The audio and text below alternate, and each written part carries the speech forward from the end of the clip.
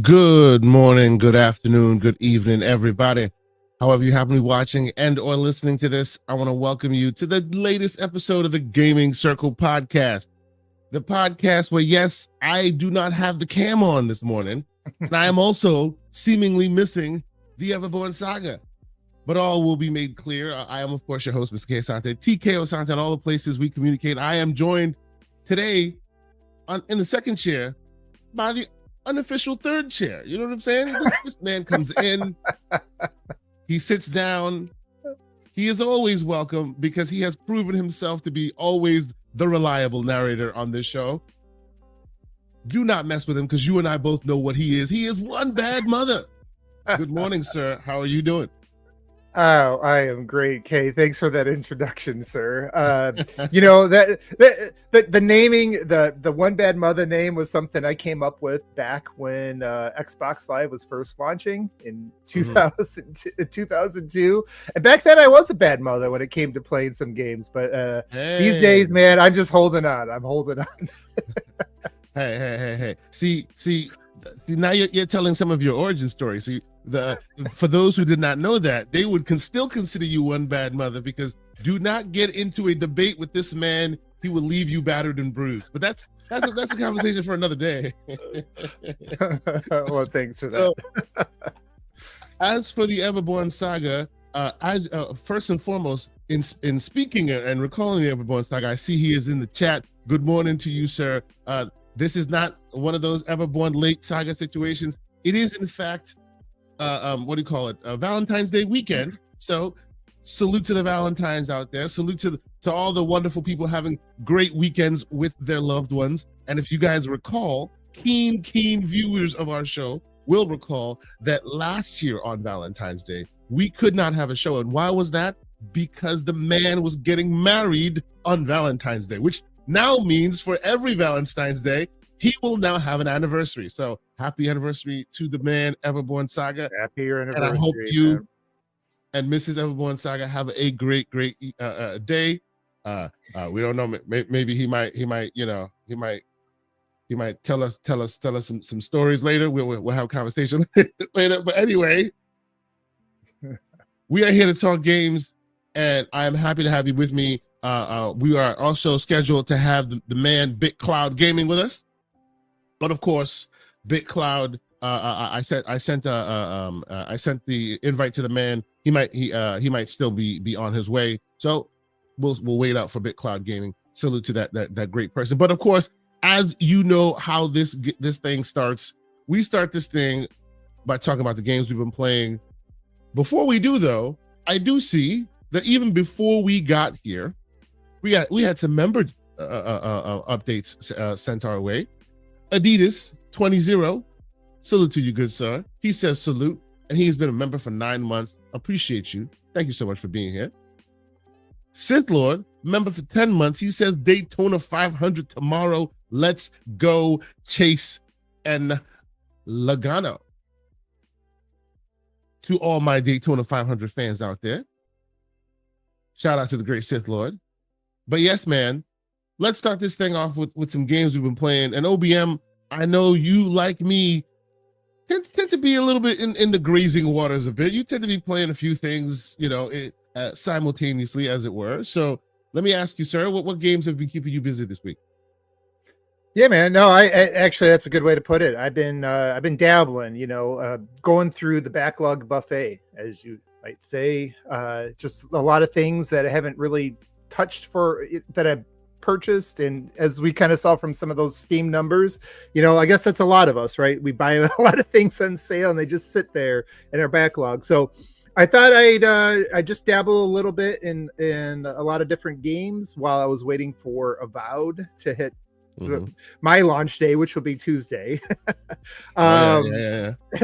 But until then, the one game that's kind of caught me the most up through the dabbling process was Returnal, ironically, which was interesting. Excellent. because it's interesting that the next game from those developers was just chilling this week, so I'm sure we'll get into that a little bit. But I'm about 15 hours in, still got a long way to go. I still got a long way to get good. But really enjoying it. And in fact, I would say that it is moving up my list. Maybe the best thing Sony's published since Bloodborne. Maybe we'll see. We'll see how it Oh kind of comes wow! together. Excellent, Yeah. excellent. There you go. That's it. Yes, yes. That's awesome. So So you didn't really play Returnal during the PlayStation during the peak of the PlayStation era with it. no, and I'm one of these. I'm one of these types of people that kind of resist the temptation to do everything that everybody else is doing at the same time everybody else is doing it. You know, I finally Yep. I finally played Cyberpunk a few months back, Mhm. and that turned out to be one of my favorite games of this entire generation. And I just played it when There I you wanted go. to play it. You know, it is what it is. In fact, I'd say some of my favorite games of all time were games that I played well after the Zeitgeist period, whether it was Dark Souls or it was XCOM 2, you know, those types of things. It's just when it, you know, I think sometimes it's, you just got to look at something and when you're kind of ready for that sort of genre or game, that's when I jump in. And just for whatever reason, this seemed like a good time to try out a few different things, and this definitely is connected. I really love the atmosphere. I really like what they were trying to do in terms of bringing a genre which has traditionally been, you know, something you see in the indie scene that you see with 2D games, trying to bring that genre and merge it with 3D.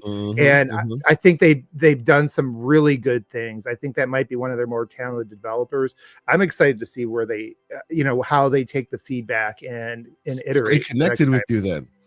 Yeah. Yep. Connected with you because that piece of it, I'm a big Metroidvania guy. I mean, people of this show know I'm all about that indie stuff, right? Like I'm all about it. So this whole thing was just a fun juxtaposition for me. But I could tell that when it first started, the environment, the gaming sphere really didn't seem to want to give it a shot because of the fact of that Metroidvania aspect, that rinse repeat, you know. And let's, to be clear, it had a bit of a balance issue in the beginning of it, in my estimation, where I think they made it very easier. far. Yeah, you could go very, very, very far, and then you lose everything and start from scratch. And that's not the spirit of a Metroidvania. It's more about quick succession and building to a bigger glory later, you know, that kind of thing. So that's a roguelike. Yeah, this is a roguelike where you do start over. There's a few things you can unlock that will stay unlocked but they don't you don't start with them. It's just something that can be now included in your drops. I can see how that was an issue. I think they added shortcuts and things like that. I don't know where else they added balancing. I will say though, one of the other interesting things, I did try it for a minute on the PlayStation like last year. I think because it hit their service and I gave it a shot. And it didn't stick with me as much. And part of the reason is I just I'm so used to using my 4 paddles with the with the Xbox controllers. And when it hit Steam and it was they did a Steam sale, I decided to pick it up again and give it a shot again. And it really makes it like the quality of experiences really, it's really impacted by the controllers that you're using or what you're comfortable with, right? Not to say one's better than another, it's just probably a comfort level thing. But on that note, I can see why people who are used to playing in one side, when they're forced to use something different, why that maybe might hit differently, because it absolutely feels different when I'm able to use never take my my thumb off the sticks, and I can just spin the camera around and still jump and boost and do all those things using all 4 paddles on the controller. So I think that stuff really did make a big difference, and playing it on Steam has helped a lot. So it's just something to note, that giving people the options to play these things where they can use whatever controller is comfortable to them, I think can make their experiences better. Excellent. So, ladies and gentlemen, before we continue, the one, the only, the great Big Cloud Gaming.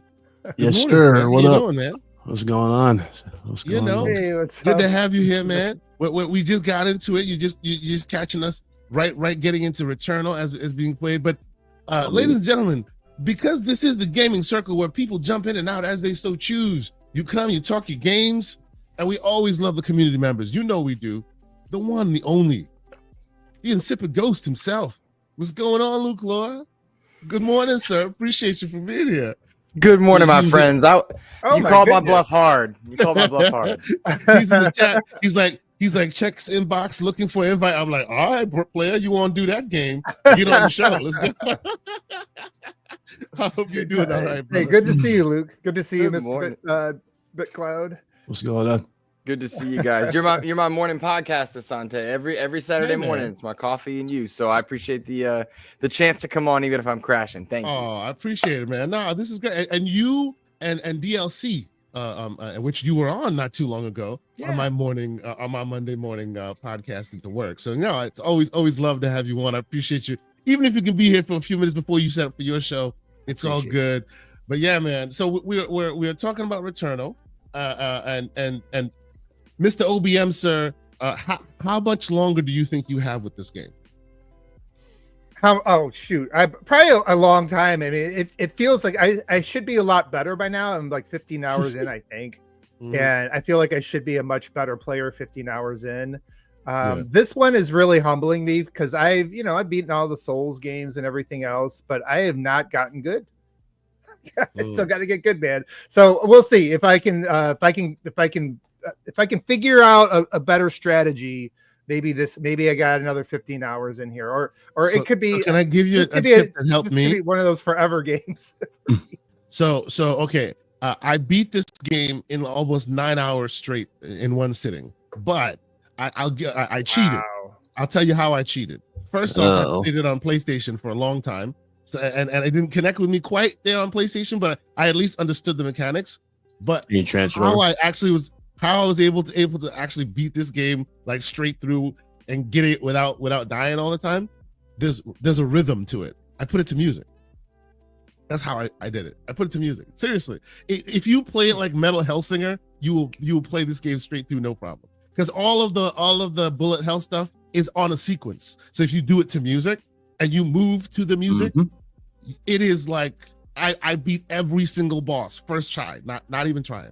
What? Yes, Okay, I'm telling you, because they don't shoot sporadically. They shoot based on a pattern. So as long as you put it to like different kinds of music, I'd put it to like rock music, I'd put it to metal, and I just move with the movement, and it would every time. Okay, you're really making you're really making me feel insecure right now about the fact that I'm going to take you in Halo now just to get my confidence back up. No, I love music games, and when you put projectiles on a pattern, you can easily time that to music because that's a drum pattern, right? And then you can move between them. Yeah, so that's how I did it. But I love the game. Great game. It took me a while to connect with it, but yes, like I totally co-sign that. Anybody who hasn't played Returnal, I actually owe the great Infinite Umbra a copy of Returnal because I said I'd buy him one. I'm saying it here digitally, so everybody knows it. I owe him a copy of Returnal because he needs to play that game. I think he would really appreciate it as well. Any other games you've been playing, sir? Just a little bit of COD and just the usual junk food. So nothing else. I did download Blasphemous, but I have not got far in Blasphemous, so I can't talk to you guys about that. Boo. Get him out the channel. That's all he plays. No, I'm playing. Well, on that note, Big Cloud Gaming, sir. What have you been playing, good sir? Mr. Inferno says I don't have rhythm. Hey, I got some moves. So for me, waiting for my SSD to get here, but Spider-Man 2 PC. That's number one right there. Right now, I'm playing Wukong Black Myth, going for that platinum, because apparently Deuce forgot that I platinum games as well. I play everything. And after that, of course, I got to go through this right here because they got that deal. So. Oh, great. Great. Awesome. So we got I see people slandering me in the chat. Oh, man. I will supersede this one real quick.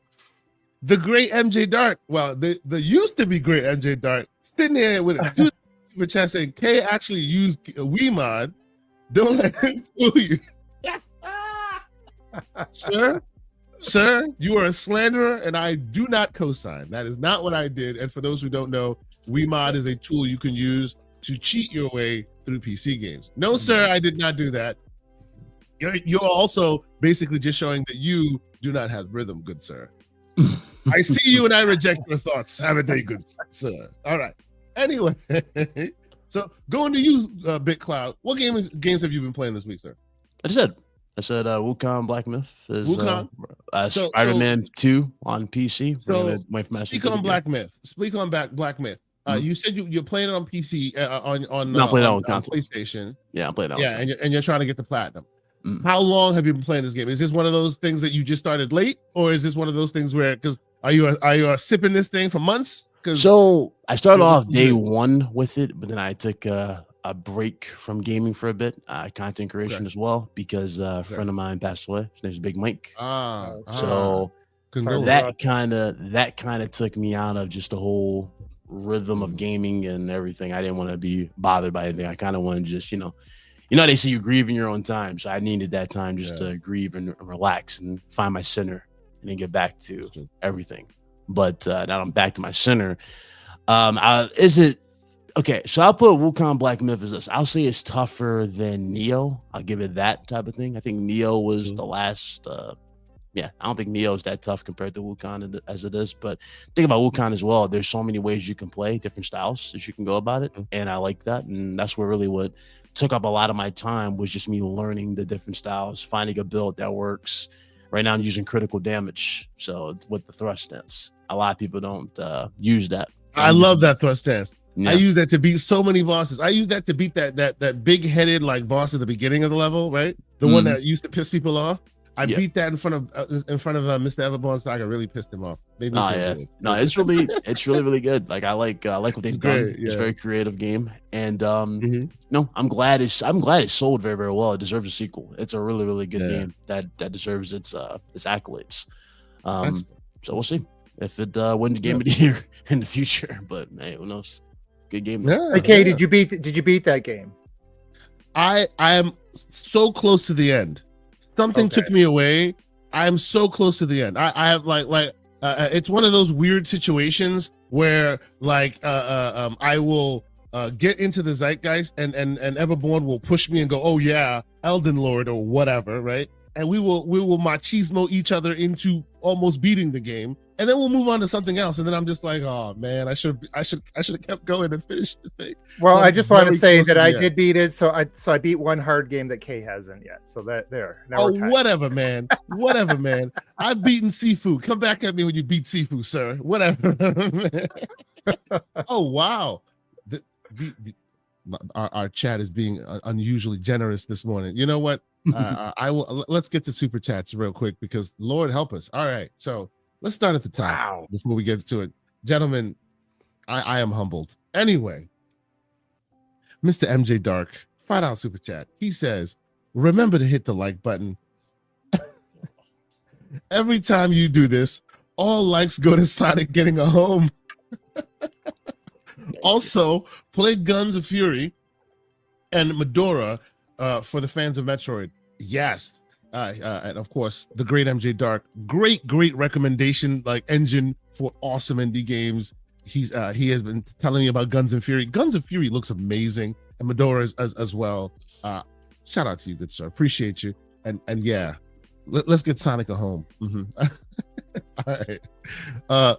Then, Enigmatic Dreams with a $2 super chat. He says, where's my Parasite Eve? Also, Microsoft buy Square already. He likes to remind people this is his method of boot on neck, and we appreciate you for being here, sir. Thank you very much. And then, insanely, sir, I am humbled by your generosity, sir. Mr. Face 23 BKNY with a $50 super chat, and he says, at BitCloud Gaming, how confident are you that Ghost of Yotai and Soros will be on PC day one? Are you willing to bet on it? and Lost Soul Aside is a bad example that Sony will do day and date on PC unpublished by Sony, but they don't own the studio.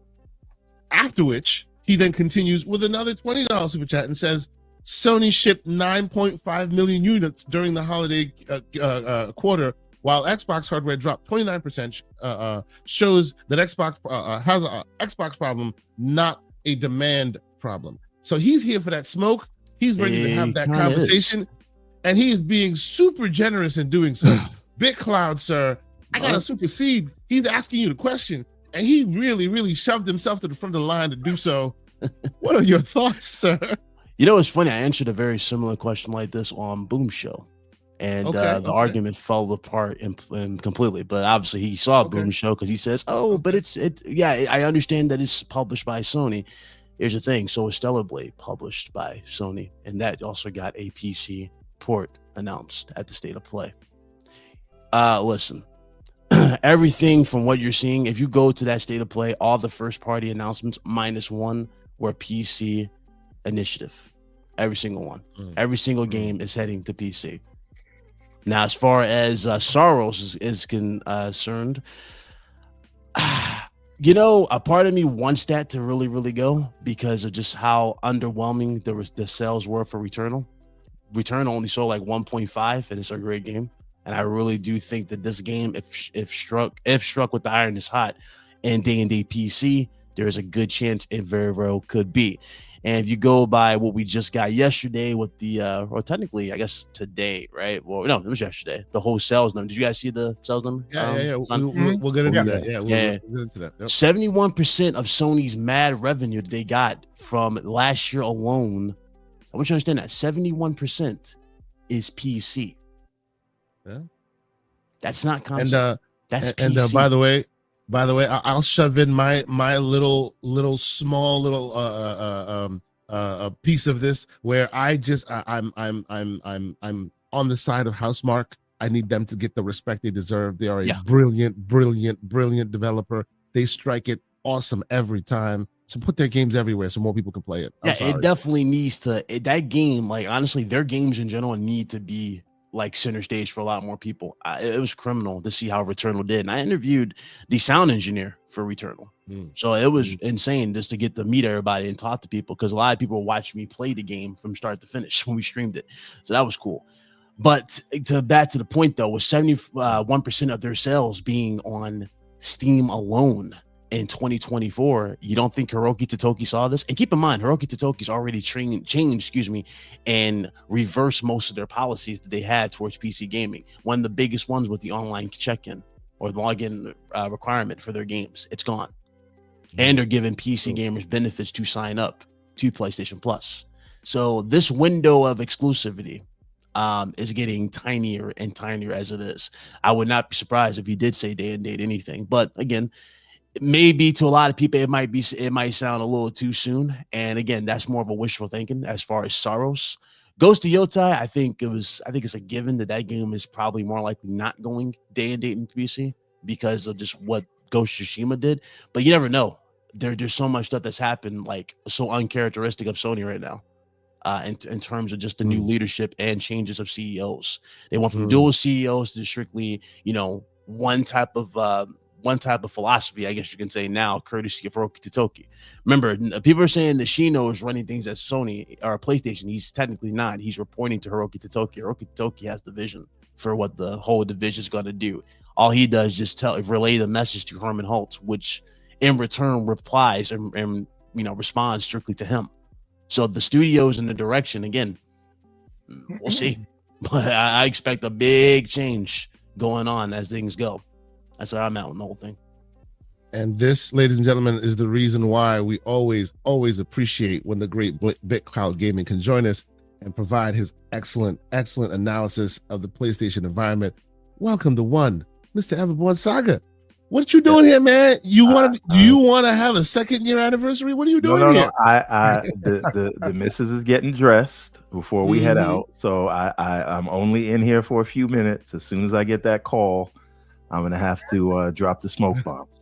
But there's two things I want to point out. In the chat, Face 23 BKNY and someone else says that it wasn't 71% of their revenue. They're saying it's 3%. And I have a quote here from Daniel Ahmad that says the growth is up 71% off of PC. However,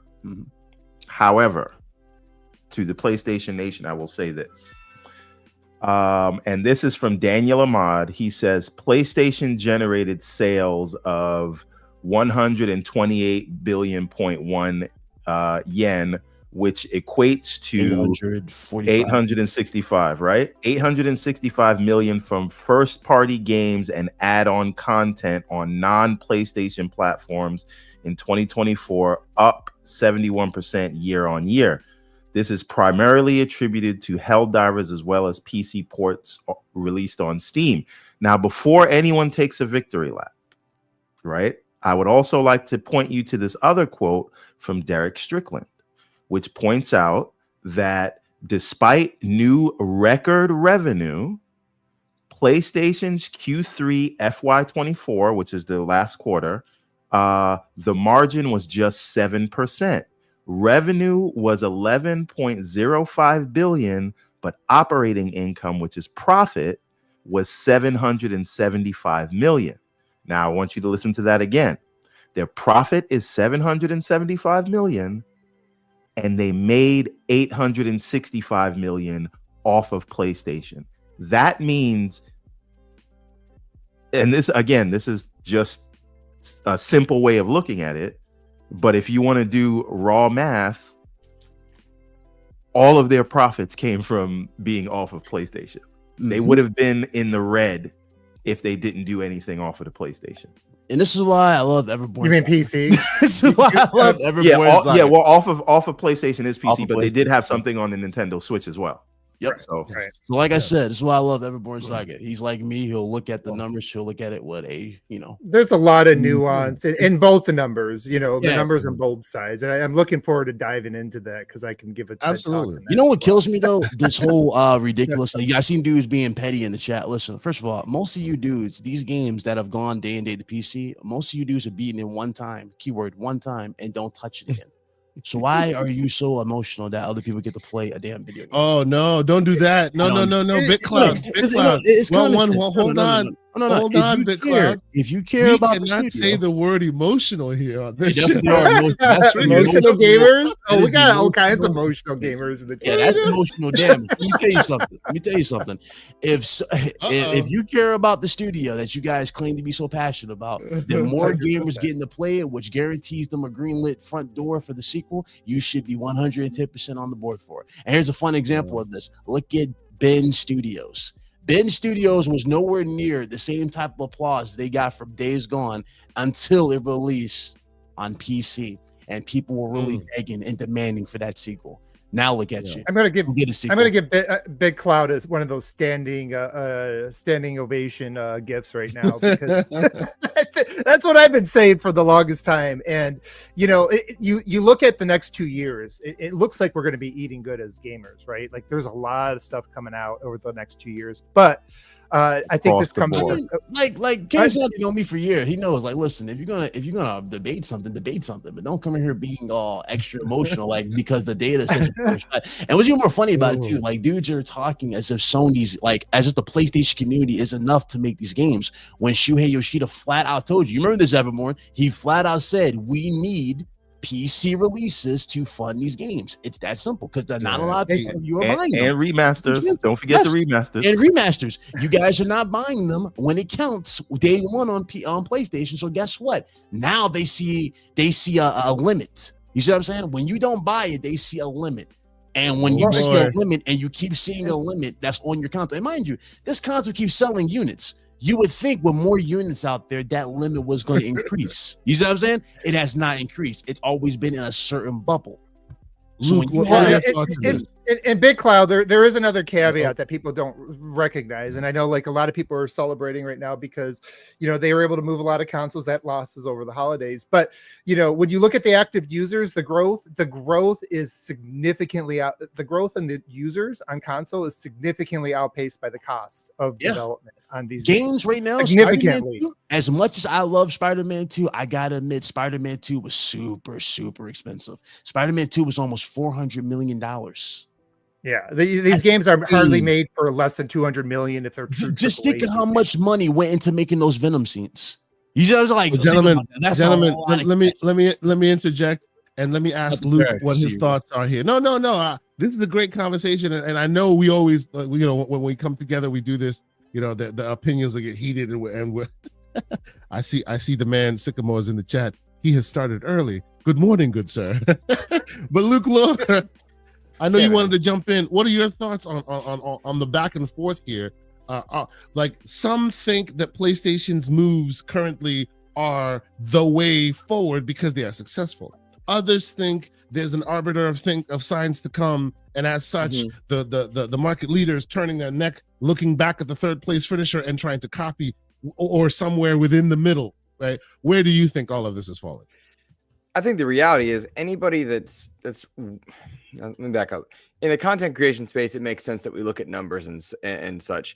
But people getting emotional or upset that games are available in more places are forgetting that if we don't put them in more places, we don't get new projects. I am a diehard lover of Halo, of Gears, of so many different IP across multiple platforms. But the reality is Xbox wouldn't be able to survive and keep making them if they didn't find ways to adapt for a future where the console bubble is maxed out for them and they need to find new customers. And so I had to reconcile both being an Xbox content creator and as just a fan of these games, and primarily it's being a fan of these games. If they don't adapt their strategies to get to more people, more places, because those costs are going up, I'm not going to get more Halo. I won't get to play more Gears. I won't get to find out what happens with JD and all of them. So I am all for games being available to more people in a way they want to play. It was the Steam Deck that showed me I didn't care. It was getting to see the next projects coming out of Xbox in more places. It was getting to see games that I love and games that I want to play keep being funded, because I don't see a world where we get Avowed and South of Midnight if they're not available in more places, because they simply could not survive on the Xbox alone. I want to add this right here from Face, and Evan Bourne. I saw Evan Bourne kind of smirk. I know he read this comment, but this actually goes right into what we just said, literally in regards to these sales. But that's what he said. This from Face again. A guy who dropped $50 earlier. He says Sony makes most of their money from PSN. I'm sorry. Yeah, from PSN, their marketplace, not exclusives. So right off the bat, you're basically telling me that exclusives never mattered to begin with out the gate if they are selling flat out for you guys. But don't they matter in terms of like mind share and zeitgeist and getting people to think something? So, okay, here's a funny thing. If we go back to, let's say, PS3, right? Early PS4 gen, for sure, you could say that exclusives played a big factor because remember, Xbox had the early lead. They were already established in the market, and Sony needed some crazy bankers to get people to look over here that weren't available over there. Remember, games were easier to develop for Xbox, and they actually looked sharper and cleaner on Xbox 360 than base model PlayStation 3. It took them a while for developers to actually get it to where comparisons weren't that, that drastically different in terms of like comparison. So when you have that type of situation going about you, for sure, exclusives did play a big factor. And keep in mind, game production was not as expensive as it is now. So that was another massive thing that played a factor in exclusives actually dominating the scene and dominating the conversation. But as we clearly seen from the PS3 gen, which Sony turned around in the long run, turned around, up to the PS4 gen. PS5 is a completely different story. Let me tell you why. Because you see it with just the base model sales of most of these games. Established games usually don't have a hard time selling very, very well. Like the God of Wars, right? God of War doesn't have a hard time selling because name recognition alone, people know that as synonymous with PlayStation. That's going to sell. Last of Us won a lot of accolades with part one by itself, so that game was going to sell. But the thing is, when you repackage the same stuff over and over and over, which they have been doing, and not even strategically doing this, they just been conveniently doing this and giving you games that people don't want, that kind of devalues a lot of the stuff you're dropping as it is. And you look at how many games you've got in this particular generation. We're 5 years in, you got more canceled games than you got new games on PlayStation. So question then, if you're saying the games that people don't want, which ones are you referring to? It's not a dig. I'm just curious because So we measure success differently, Yeah. So the exclusives, again, like it's so hit and miss with Sony, right? It's not like Nintendo. Like Nintendo games have like a demand for each particular one. If you look at Nintendo sales by itself, Nintendo's games sell in the 30 millions, period. Like even on the worst type of day, these games can do up to like 25. You know what I mean? Like they're guaranteed to be locked in that 30 million price sell. When you look at Sony, you can just flat out look at the demand right off the bat. Like, how many games have actually touched 30 million sales in PlayStation's history on PlayStation's own, particular launch? And then also when you look at that, count in how much went in to make these games. Returnal, game that we all talk very highly of. It's a great game. Only sold 1.5. Astrobot, a game that won Game of the Year last year, only sold 1.5. You see what I'm going with this? Last of Us Part 1 that got repackaged. I don't even know how many that sold. I'm hearing different numbers on that, but I'm not even sure how much that sold. But you get what I'm saying. Horizon Zero Dawn was a first new IP that did very, very well, and then the sequel did not do as very well compared to the first one. There's a limit. There is a cap for these. It's showing each. Yeah, I think a lot of times that, again, the devil's in the details, and we mix up the causation and correlation aspect of this. And yes, this is so just to throw it out there, because I know there's a lot of people in the chat that are like mad but people aren't pointing this out. Sony had their biggest jump in active users this year that they've had, even including the pandemic, in like the last 5 years or so. And that correlates with the same time Microsoft basically kind of jumped off of the exclusives, and their console sales seem like they've taken a big crash. So you correlate all that, it makes sense to people's minds that, hey, it's this exclusive thing is way more important than you've been saying. And I've been seeing a lot of like the the influencers and media have been coming out and saying like, look, Phil's wrong about this shit. There's a lot of growth here, and these exclusives do matter because look at the evidence. Now, where I would say like the devil's in the details about that, this last quarter, Sony took their biggest loss on consoles over the holidays they've ever taken. At the same time, Microsoft basically pulled stock. Like I was talking to Forte the other day. I stopped in his GameStop. He says like basically the series console they've been carrying for the high end has been the $600 model. He says they haven't been getting in the $500 model for a while. And when you like listen to the financials and you heard what Amy Hood was saying and what Satya was saying, like basically they're executing their plan. They talked about the fact that they cut operating costs in gaming, and part of the reason why they had to take that loss and not compete in that area, like take those mega losses, is because they had to offset for the fact they knew that putting Call of Duty in Game Pass was going to cannibalize sales, and so to make the margins and everything work, that's like we're going to sacrifice. We're not going to fight over the casual gamers right now. Yeah. This is the casual gamer point of the generation. All the hardcore usually jump in the first 2 years. As soon as there's stock available, all those hardcore who wanted to move over. This is the point of the generation. You're fighting over the Fortnite gamer. You're fighting over people that maybe want a second console. Maybe they're PC gamer and they see a PlayStation's on sale. Hey, I want to play Ghost of Yotai. So, because I played Ghost of Tsushima. So they're going to buy a secondary device. The thing I would point out though, is those customers don't usually get you the same kind of margins or software and services returns that those early adopters are. So you're not fighting over, it's not a one-to-one. So what one user that you're acquiring today is not the same as a user you're acquiring at the beginning of the generation or keeping at the beginning of a generation.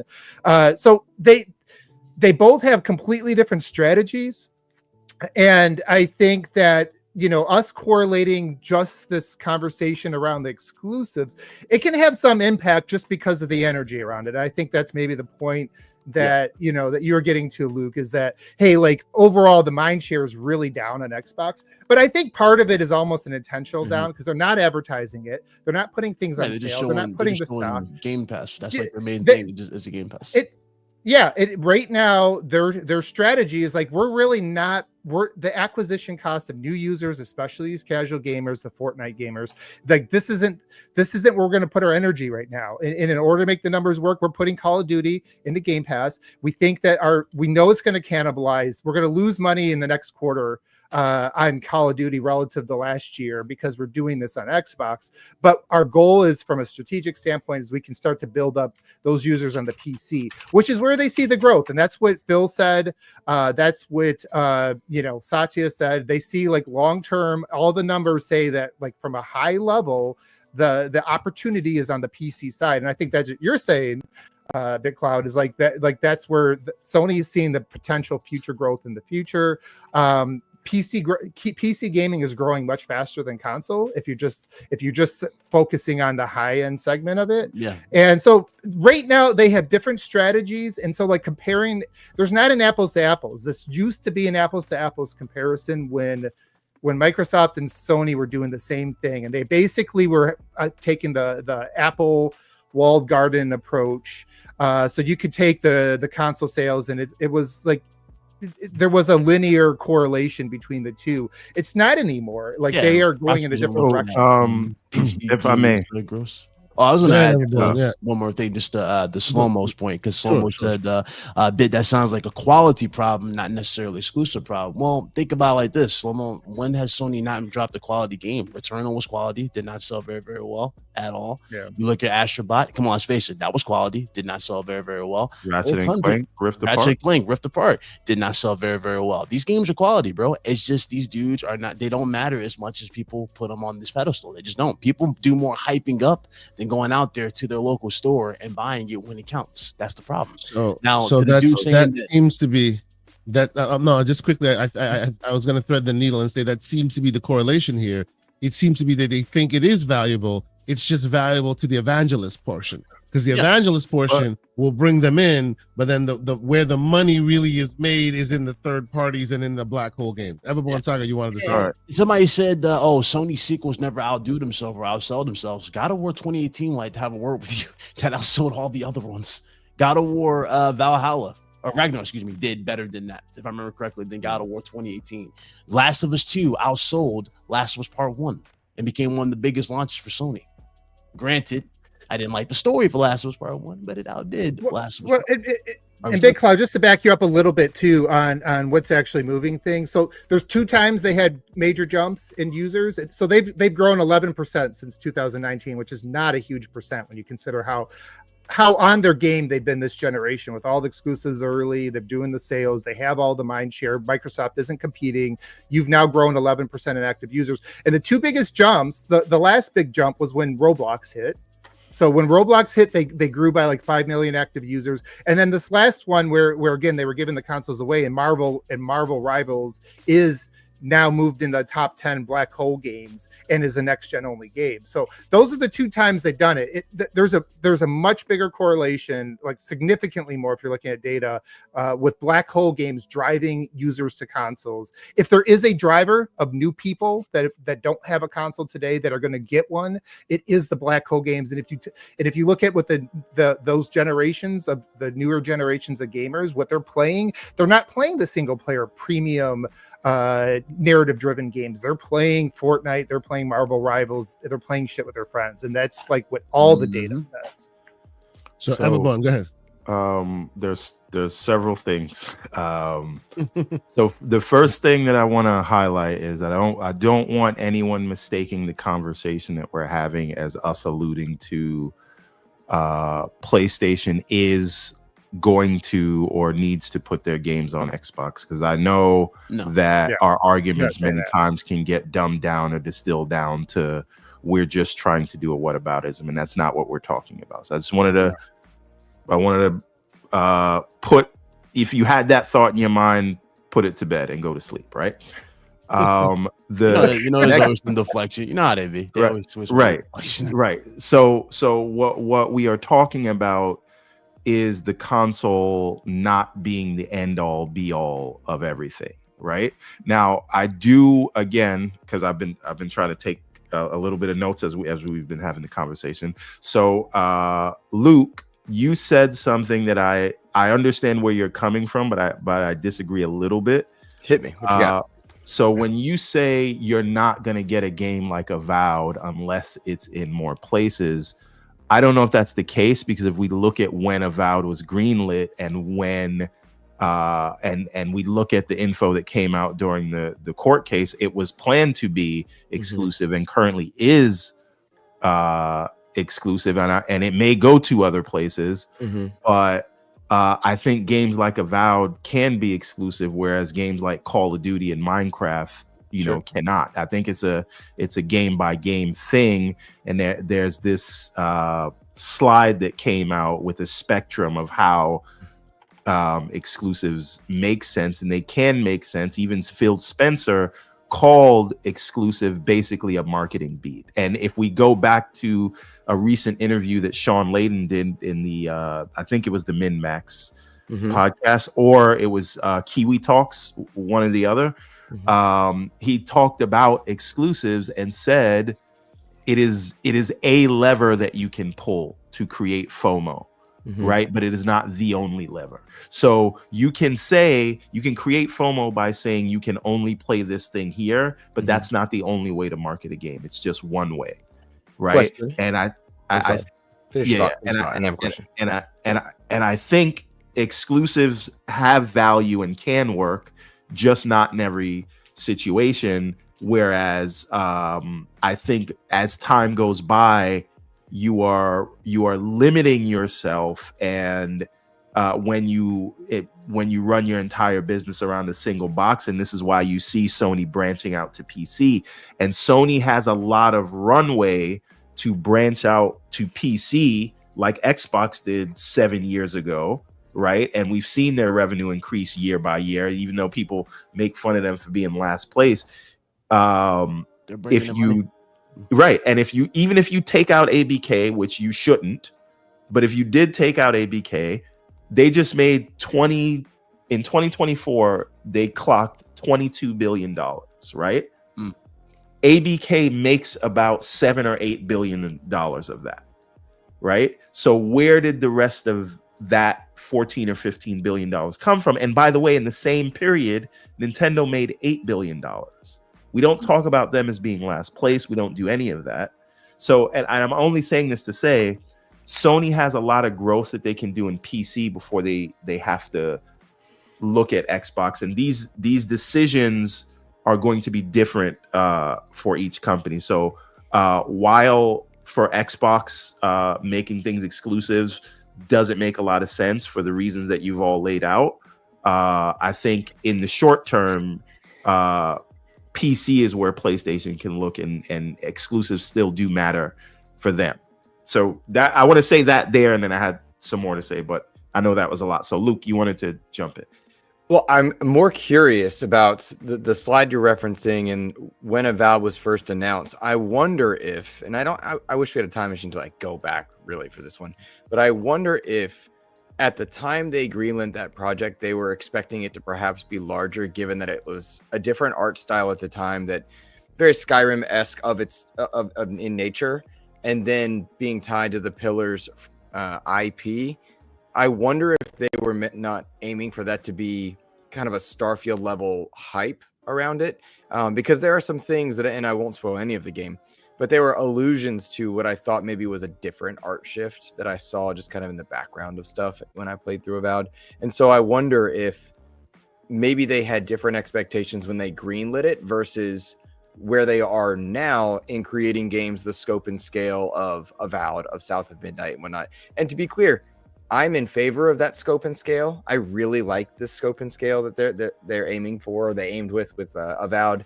And all the preview coverage of South of Midnight has me very excited to have that game, because sometimes games are so big, they're not digestible.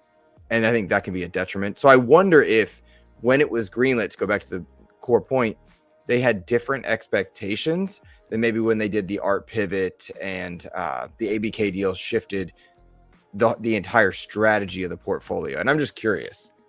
Yeah. Well, actually, I think we have some information on that. So, like you're mentioning, Everborn, and I agree with you on this, that exclusives are a lever, right? And to say they have no impact, that whenever you're going to any extreme, you're going to be wrong. There's always a line. We don't know exactly how impactful that lever is, but the one thing we do know is that lever, the impact of that lever has gone down. Wherever it was at the time they were deciding they were going to do exclusives, when Phil sat down and did the roundtable, the impact of that lever when you're using exclusives now has gone down. And the reason is When because if services you look at all the projections, Yeah. all the projections at the time that they were sitting down and doing that roundtable was like the industry was going to be doing this for the up, through this year, through next year, it was going to continue to go up and up and up.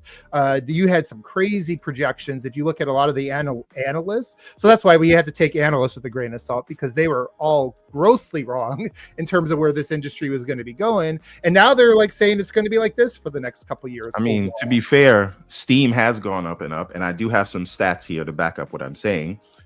So I'm going to go through a few, but if we're just looking at peak concurrence in 2020, when the Xbox and Series and PlayStation launched, the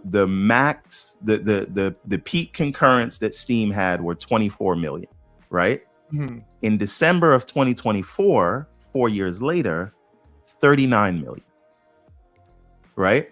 If we're looking at PC gaming, right? Now, this is all encompassing. This is not Steam. This is you play a game on a PC, right? But in 2020, it was 1.7 billion people gaming on PC. And again, these are relative numbers because a lot of that could be solitaire and whatever else. But still, 1.7 billion people playing in 2020. And in 2024, it is 1.85. That's 150 million new people gaming on PC. That's again, it is across the board. So you have to think about that relatively. So this is where the growth is. And Matt Piscatella just did an interview pointing out that console gaming has been flat since 2008, right? In terms of use, 2008, I didn't realize it's been that long. Yes. Yeah. Wow. Yeah. Keep in mind, In the terms of old that- metrics and everything that nature, especially from PS3 to 4, we're still, I would say, still at kind of like a peak in a sense. Exclusives were still there, but the market, as you already seen with this industry, has shifted, it's changed to more services.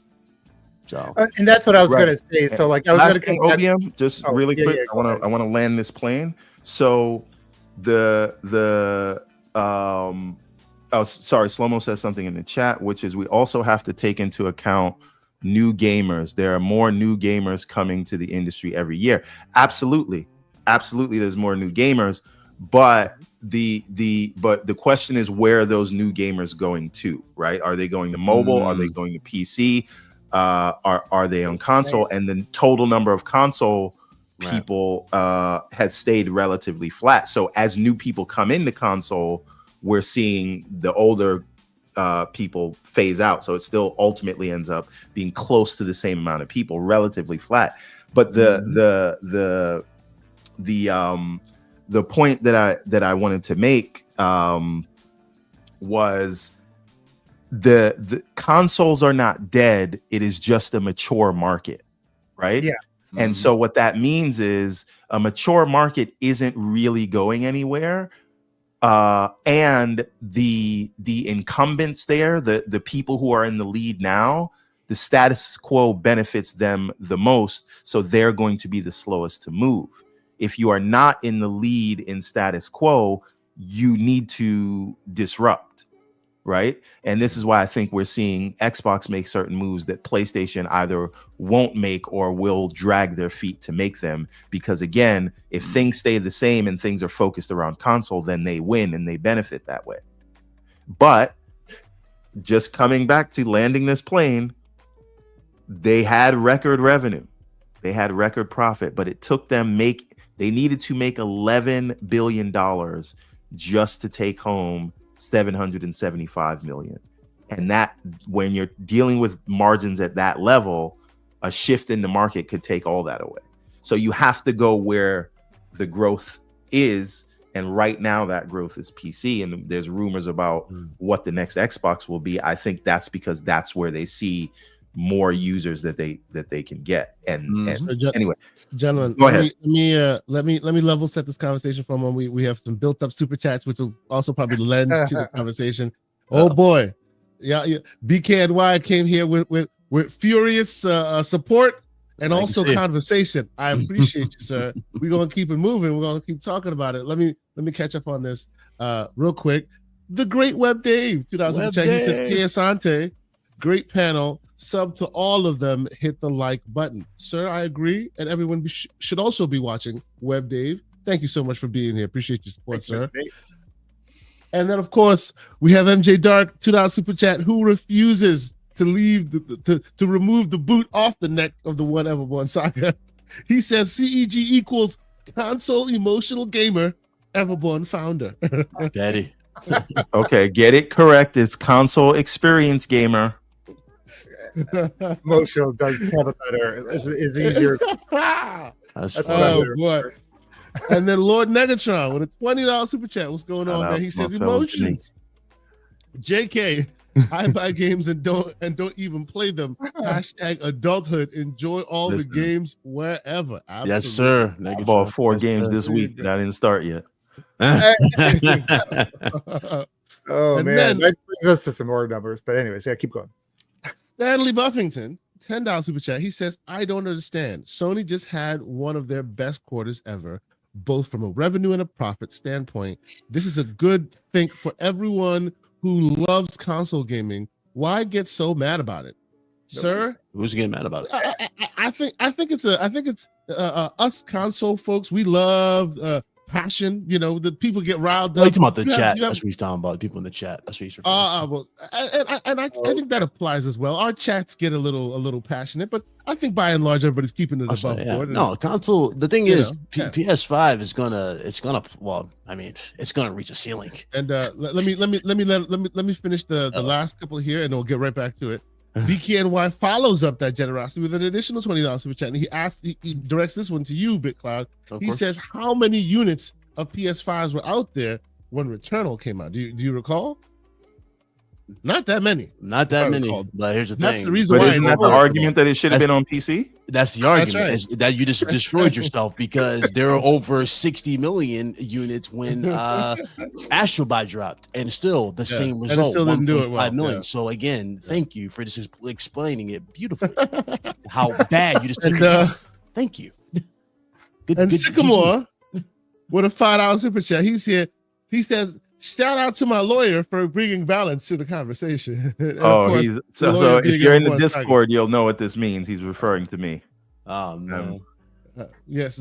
Some refer to him as a professor. Well, some refer to me as a professor. They refer to him as the lawyer. But it is what it is. I would hire Everborn to be my lawyer. He is pretty good. Absolutely. The only one who's slipperier than he is probably King David. But anyway, Face BKNY, $20 super chat says just That broke because me. Xbox is going a different direction doesn't mean the industry will follow, which Phil tries to imply. The console market's about 300 million.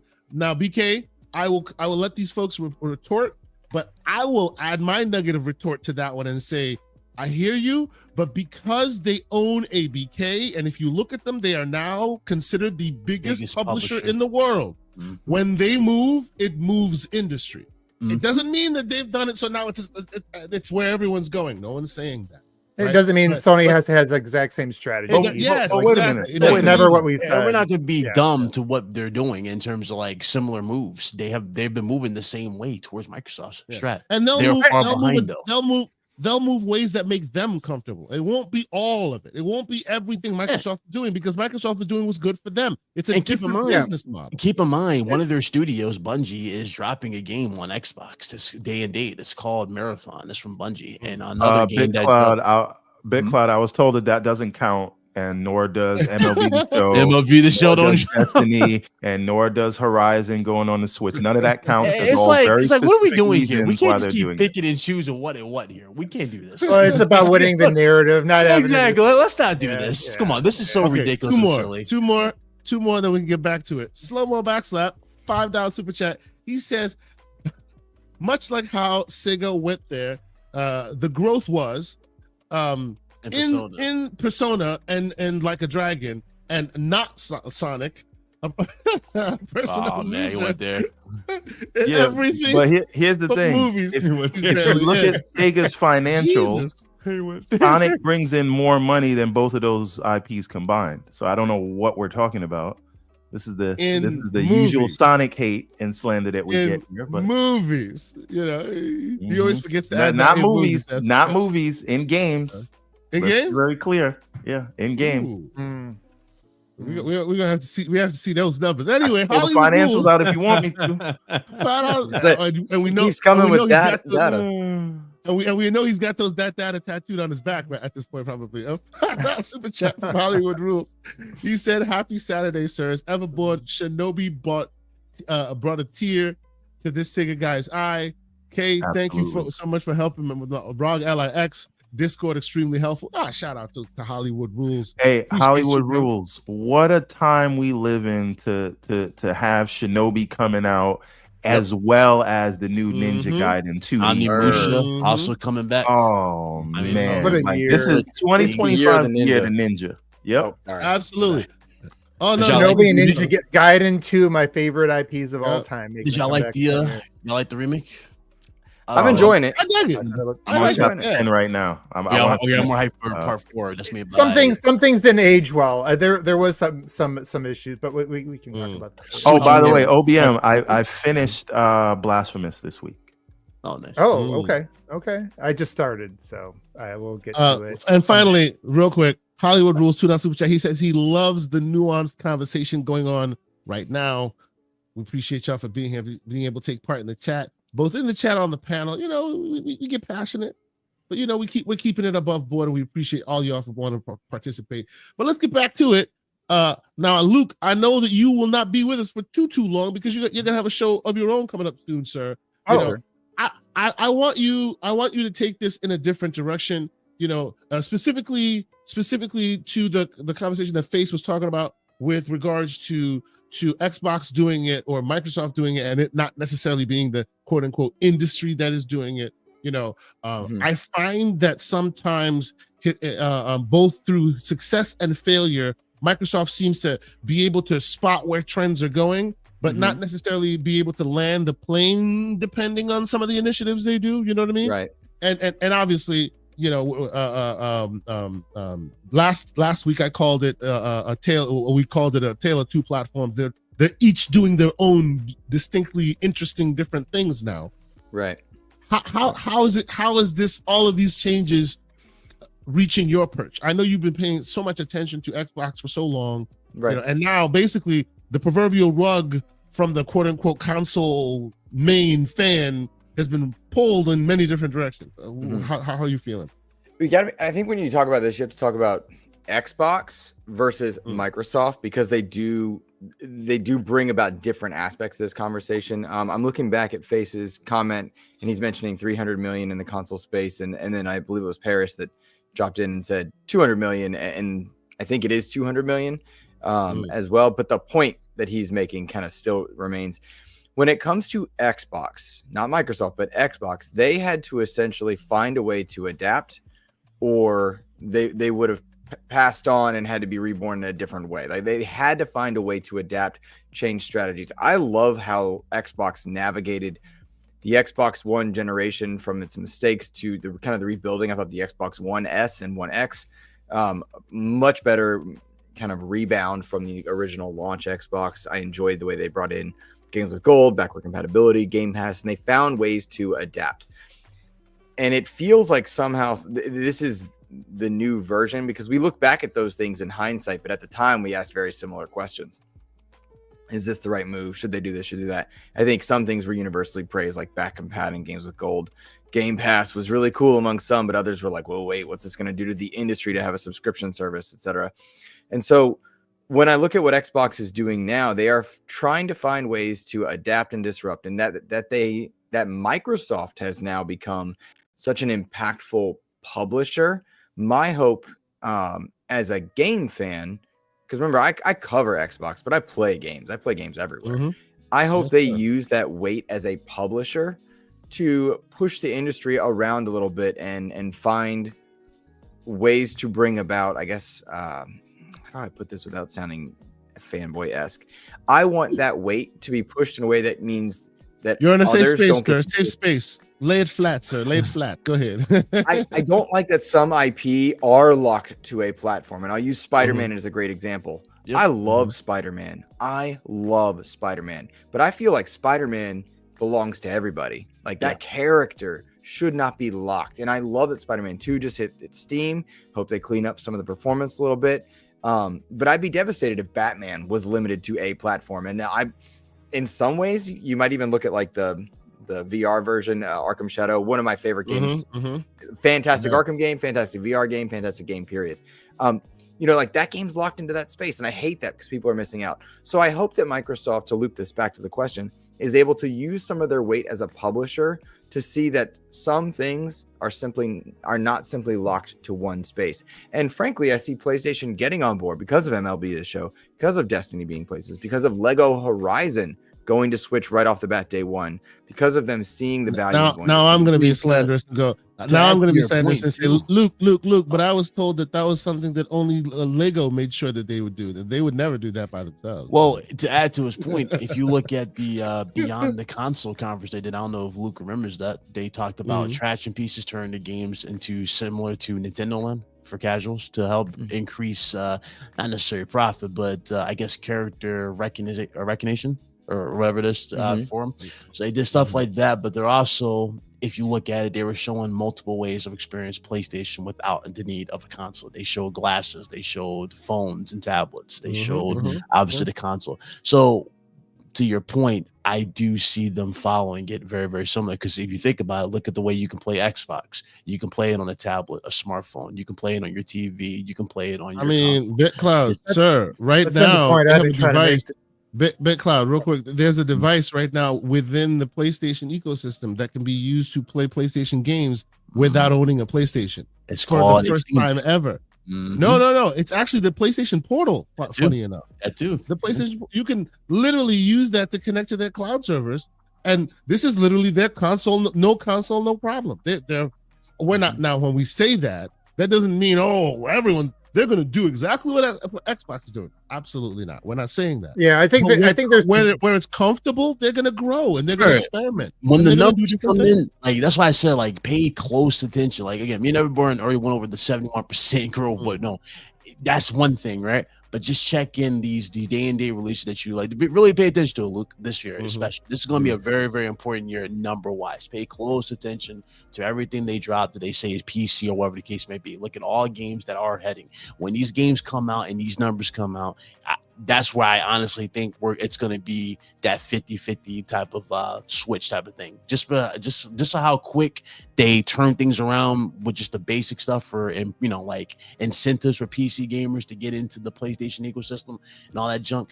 I am very curious to see just how like things really progress when we get those new numbers in from these games and everything. But right now, I mean, it ain't off the table. Nothing's off the table at this point. Well, I think that like the big mistake a lot. Oh, go ahead. Go ahead. Something I notice in any arena where humans have to pick sides, where they have to pick whether it's politics, whether it's medicine, whether it's games, whether it's phone, whether you want Apple or iPhone. Once someone has to pick a side, logic seems to go out the door. They don't want to hear that the other platform has many of the same similarities, or maybe many of the same things offered in better capacity or better way.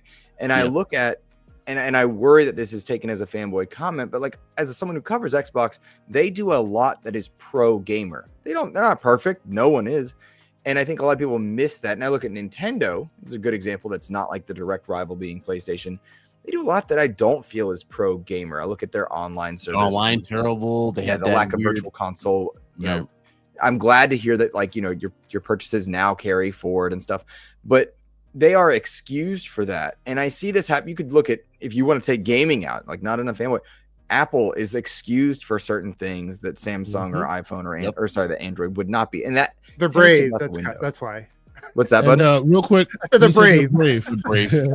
now, real quick, to what Luke is saying, I appreciate that, and that is why, even though we don't know where we're heading, and I think the devil will be in the details, I appreciate what Microsoft is proposing, because I have always thought that exclusives as a concept has also been a way to artificially skew the books and move people even in a sometimes the best I can't put it anyway but disingenuous no kind of mistake way, about right? it. We've seen some Like, shady practices over the years. exactly. Time exclusive. Like, We've seen a lot of it. Trust me. That it's always like, been like that, for sure. It's the equivalent of saying, because this movie can only be played on this TV, I'm going to sell you this TV at a high cost with bad features. Exactly. Right? But now the idea that Microsoft is purporting to put forth, which again, devil in the details, is every piece of hardware will stand on its own as a piece of hardware. So you will adjudicate it, not because, ooh, this thing has exclusive content that's available on it. That content can be played everywhere. You'll like it because it does something cool that nobody else does, or some other ecosystem benefit that is not just artificially limiting your. You know what's another factor that's hilarious about this whole thing too, that's pushing Sony to do this, is the very developers who make the games. They actually flat out admitted they want their games.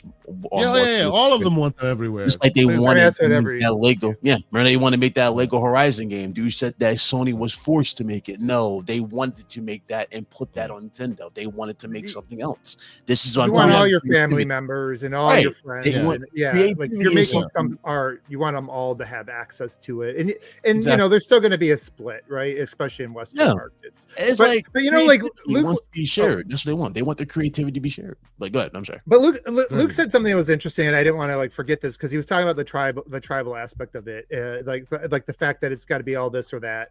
And unfortunately, whenever we have these conversations, it feels like every single time we do, it's always in this lens of the console war and who is right and who is winning and who's wrong and what, you know, like what's better for the industry. And the thing is, like, he mentioned Apple for a second. I want to go back to that because I know Everborn last week you came up with this comparison, and I think it was one of the better examples of, even though it's not perfect, I think that's one of the best examples of what we have in terms of where there's two different approaches and they appeal to different people for different reasons. And sometimes it's okay that both things exist. You know, Apple is more of a lifestyle brand. Their brand is built around their hardware, and their hardware is the way that they've always, got people to join the ecosystem. Whereas like Android is by Google. They don't even, Google doesn't even attach their company's name to the branding of Android. And then Android, people go to Android not because it's a lifestyle brand generally. I know there's weirdos out there, but I'm an Android customer, but I know, most people who go to Android, it's just because it's a logical thing. It's because I want the Samsung phone or I want whatever brand. And it's really not about, it's more about the choices, right? It's more about the options, the choices. It's less about the lifestyle and walking into an Apple store and, the lights come on and these like evangelists walk up to you like they've all been touched by God right before talking to you about the Apple phone. Wow. It is a dip. I walked in there with my girlfriend this week and it was like, wow, it is just like, these people are like they just saw God, I don't know. But like, it is a different thing. And I think you can probably look at the directions that these companies are going in. Microsoft tried to do the Apple thing, right? They tried to make the walled garden, that make the lifestyle and the community built around this box. They had success for like a minute, and then they went back to, they are who we thought they are. They're not the lifestyle company. They are the entertainment company. They are the productivity company and the options and innovate in cloud, innovate in technology. That's who they are. And so they are going to take the Android route. It's possible both things can exist and both things can be right for each other's for the companies. But just like Apple right now is taking their Apple Plus TV. By the way, if you guys haven't watched Severance, got to watch that this week. Just like they're taking their streaming platform and now going to allow it on Android devices, there can be over a period of time reasons why it makes sense to go in that area a little bit, right? It doesn't mean they're going to copy, and I don't think, just like you said, Kay, these companies, they really can't copy each other. They're different companies. Microsoft owns Windows. They have to be responsible for that and make sure people are still gaming on Windows platforms. And they got a cloud thing that's really important. And now they own ABK and they're just mega publisher. And I think the numbers just no longer worked. Like, so when you go back to what Everborn was talking about, the levers, it's like, I think at one point in time when they thought the industry was going to keep growing and growing over these next few years, and they only owned so much, I think they thought that pulling that lever, that exclusive lever, was going to get them enough juice out of that, right? And I think now they look at it, it's like, now we own all of this stuff, and now we're, and now the industry is doing this, and where we are positioned, that we're it's not enough. Pulling that lever, that the ceiling of pulling that lever is not going to be enough to offset what we would lose. And so they are taking a different direction, kind of positioning for the future. And I also kind of would equate it like right now where Microsoft is I look at it a lot like a sports team sometimes. You have these goals and you think you're going to make the playoffs one year, and then stuff happens, right? Your team doesn't have a season they thought, somebody gets injured, or the players don't gel. Trade deadline comes in, you trade your best player and you're going to lose more games for the rest of the season, but you're setting yourself up for the next season. And I think right now what Microsoft is doing by basically saying, Sony, go ahead, you can eat all the new people that are coming to consoles. You're going to take most of them for the next few years. We are going to start positioning ourselves for next season, which is, whatever their next phase is. So that's what's happening. And I think both companies came out and said they did exactly what they were trying to do. Sony's 7% margins are pretty low, but this was their game plan. Their game plan was, we're going to take losses on hardware and eventually we'll get it back down the road because we'll get some more users. Right, yeah. And Microsoft said, if you heard Amy Hood a few months ago, before that, when they were doing their projections for this last quarter that just passed, she says, we're going to take less money on Call of Duty this quarter, but she's telling the investors, but over time, if this executes and we get more Game Pass users, we'll get that back. So again, you sacrifice certain things, but you're doing that strategically because you believe in the future it's going to make you stronger. And both of them succeeded in what they were trying to do. So from a consumer's perspective, it looks like we see them looking still like they used to look. But when you read the devil that's in the details, they're all positioning themselves in different ways because they're no longer seeing each other as competitors. They're moving in different ways and using their tools to do different things. Xbox, from what I can tell, and tell me if I'm mistaken, and I think Paris is alluding to that in this chat. I'll post this up real quick while we have it. And then I'll get some super chats out of the way and we'll move on. But Paris says the Android versus the Apple comparison is where Xbox is headed. Our hardware will be considered a premium product, while PlayStation will be the bigger seller, in my opinion. Anyway, I am in wholehearted agreement with his take. Yeah, on I this. agree with I think that. that Apple versus Android comparison is literally what we're talking about here, right? Because if you think about that Apple to Android comparison, today you have Apple or you have Android that has the Pixel phone, right? It's not their big Halo device. It's kind of their reference device, right? They know that Galaxy phones dominate, but still, if you want a Pixel, there it is. It's for you. But every time Android will release a new version that all these other hardware vendors can use, including their other partners. Whereas on the Apple side, what do you got? You got a Halo device, and that's it. Go ahead. Yes. Question to you, Kate. When they come out with the Pixel numbers and Pixel's getting outsold badly by Apple, does anybody say Android's in trouble? There you go. There you go. If I may, no comment.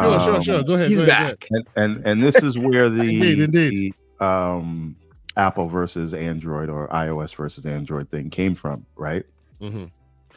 There is no individual Android phone that will ever probably outsell the iPhone, right? No. I'm not saying overall. I think Samsung might sell more units than Apple, but that's over like tens, hundreds of devices, different devices, right? And you may have Android devices that are more and less powerful than whatever Apple is doing, right?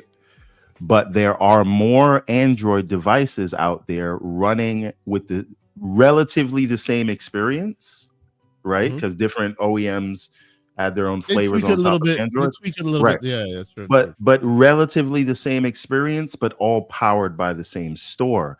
And when we talk about a platform, the platform is not the hardware. The platform is the store. And the hardware is a way to bring you into that store, right? We're talking about a unified store and a launcher. That's what your PlayStation is. That's what your Xbox is. You go there to buy games and launch them and play them.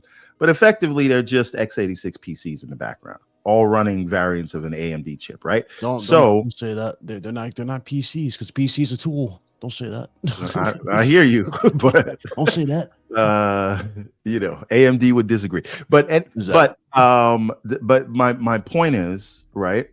All of Google's apps are on iOS. They don't do exclusive Google apps, whereas Apple, you can only get iMessage and FaceTime on their devices, on their hardware, right? Android says you can absolutely have, you want Google Maps, you want YouTube, right? You want Gmail, take all of that. We have it here on our platform. And again, whether it is a price consideration, whether it is a power consideration, whether it is just a divergent path because you don't want to follow the sheep consideration, because that's why some people get Android as well. There are many reasons not to go with the walled garden route, right? And so I know that we are coming from where you had like 3 walled gardens and they were competing with each other, and that's fine. But I think that just because that's what we were coming from, and just because the walled garden approach still works for 2 of the players, doesn't mean the sort of Android approach won't work, right? Because we have many, many examples of open versus closed ecosystems, and people, again, make those decisions every day. And a lot of the times it isn't really about the exclusives of exclusive software. So anyway, that was the birth of that that analogy. So, sir, let me get one of and our I may have to just leave randomly, by the way. So if I disappear, don't worry. Not a problem. Let me let Luke Lore get out of here because he's getting ready for his show. Luke, sir, this is what we do. You call you're in the chat. He's like, where's my invite? It will be in your inbox, sir. Ask the one Paris Lily. He's called my bluff a few times. This is why you see he's quiet. He's leaving his pointers, but he's not saying he wants an invite because he knows as soon as he asks for one, I will give it to him. He's a good man. We appreciate you for being here. You are also a good man, and you're a great sport. You jumped in and rolling with the punches. I appreciate you, man. Tell the people where they can find you. We're gonna be done here soon. Where can we roll them over to you so they can keep the conversation going with them? You are too kind. Thank you for letting me join you guys, call the bluff, as it were. When you guys are done with this show, I would love for you all to check out the Xbox Expansion Pass.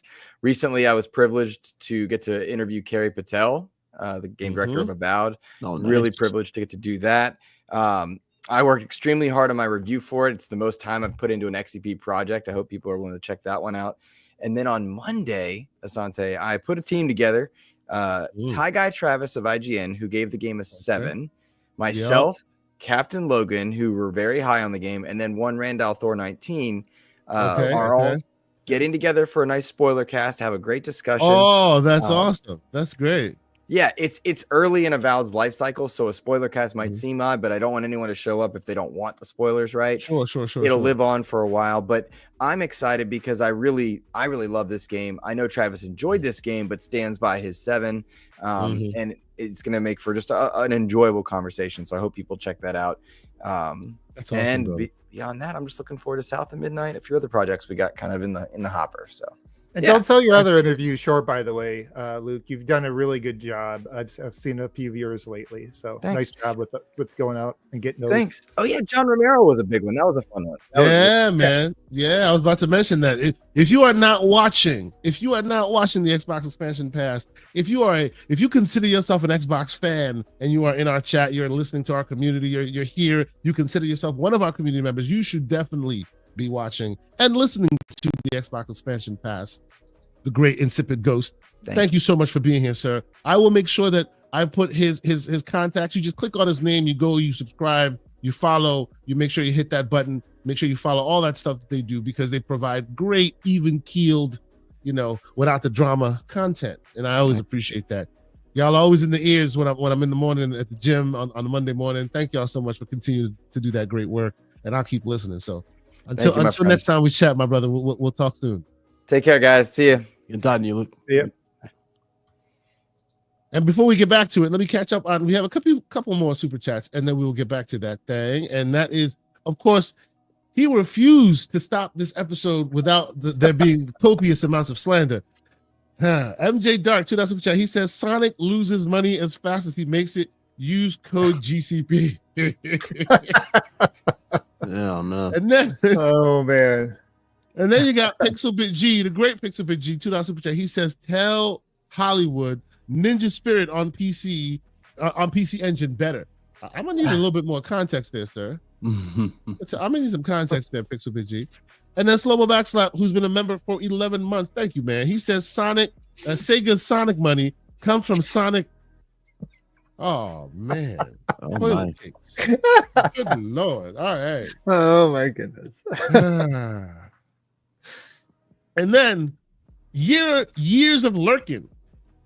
$2 super chat says Xbox is the Falcons up 28-3. I know year. What's up, years? No comment. Damn. No comment. Wow, that is some Oh, hardcore boy. shade this morning. All right. That is some hard. He decided to come up with his own sports analogy. Oh, yes, he did. Yes, he did. And he just decided to skewer the entire game right now. Oh, of course. And not to be outdone, the great John Wolf, member for 12 months. He says Discord's going to be crazy on Monday. He's claiming W's. So there you go. There you go. Well, just stay in bed. He's pile driving and claiming W's all at the same time. But you know what? Let us he's change fighting gears. his Wait a own minute. shadow. Wait a minute. Hold on a minute, John. Hold on. You not slick. We just talked about how all of PlayStation's profit came from off of PlayStation. There's no W's to be had on Monday. You know what? We'll be ambitious. Oh my. The choke slam is coming. Oh man! John, you know what? Wolf Gentlemen. is fighting his own shadow and winning. And he loves Shadow in the Discord. You all should. This is the cheap plug for the Discord. If you haven't been a part of our Discord, you should be a part of our Discord. I will warn you, it is not PG-13 fair like you do on this podcast. We see the divide and we traverse that divide. But come join us. There's some choke slams happening in the DMs. There's a lot of ridiculous fun that we have. But yes, it's in the DMs for you to come check it out. Mr. Everborn Saga, you are speaking on mute, sir. Oh yeah. You notice John always says claiming W's and not earning W's. We're gonna have to come in like the NWO Everborn. By the way, all guys, this is all fun. You guys really should all join. fun and games. Yeah. We have these WWF style debates about these things. It's always fun. Always all fun. love, all fun. Yeah. So okay, let while we're talking PlayStation, and we got the great bit cloud gaming here. I wanted to talk PlayStation because I've heard a lot of consternation. I've heard a lot of back and forth, but maybe this is just me and viewers of this show know I will always call myself a gamer first. I play wherever games be at. Okay, we'll talk about the secondary stuff later. I'm always talking about where the games be at. I'm there. Let's play it. It's cool. It looks fun. I appreciate it. Mm-hmm. And with that in mind, I really liked the PlayStation State of Play. I did. I think it had a lot of interesting things to show lots of different people. Right? You said the state of PC. I'm saying okay. So I did a video. Are we gonna do this already now? We gonna I got it. Everborn. already. I got it, Everborn. I Go got ahead. it.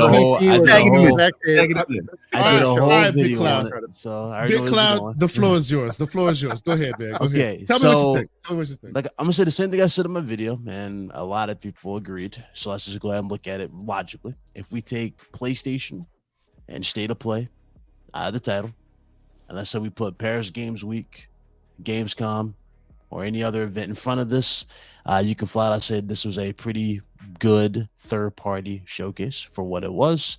Wasn't a bad announcement I can think of. A lot of good games, a lot of good announcements in general. Now, reality. We put PlayStation State of Play in front of this. There wasn't hardly any first-party announcements. And mind you, we're 5 years into this console being on the market.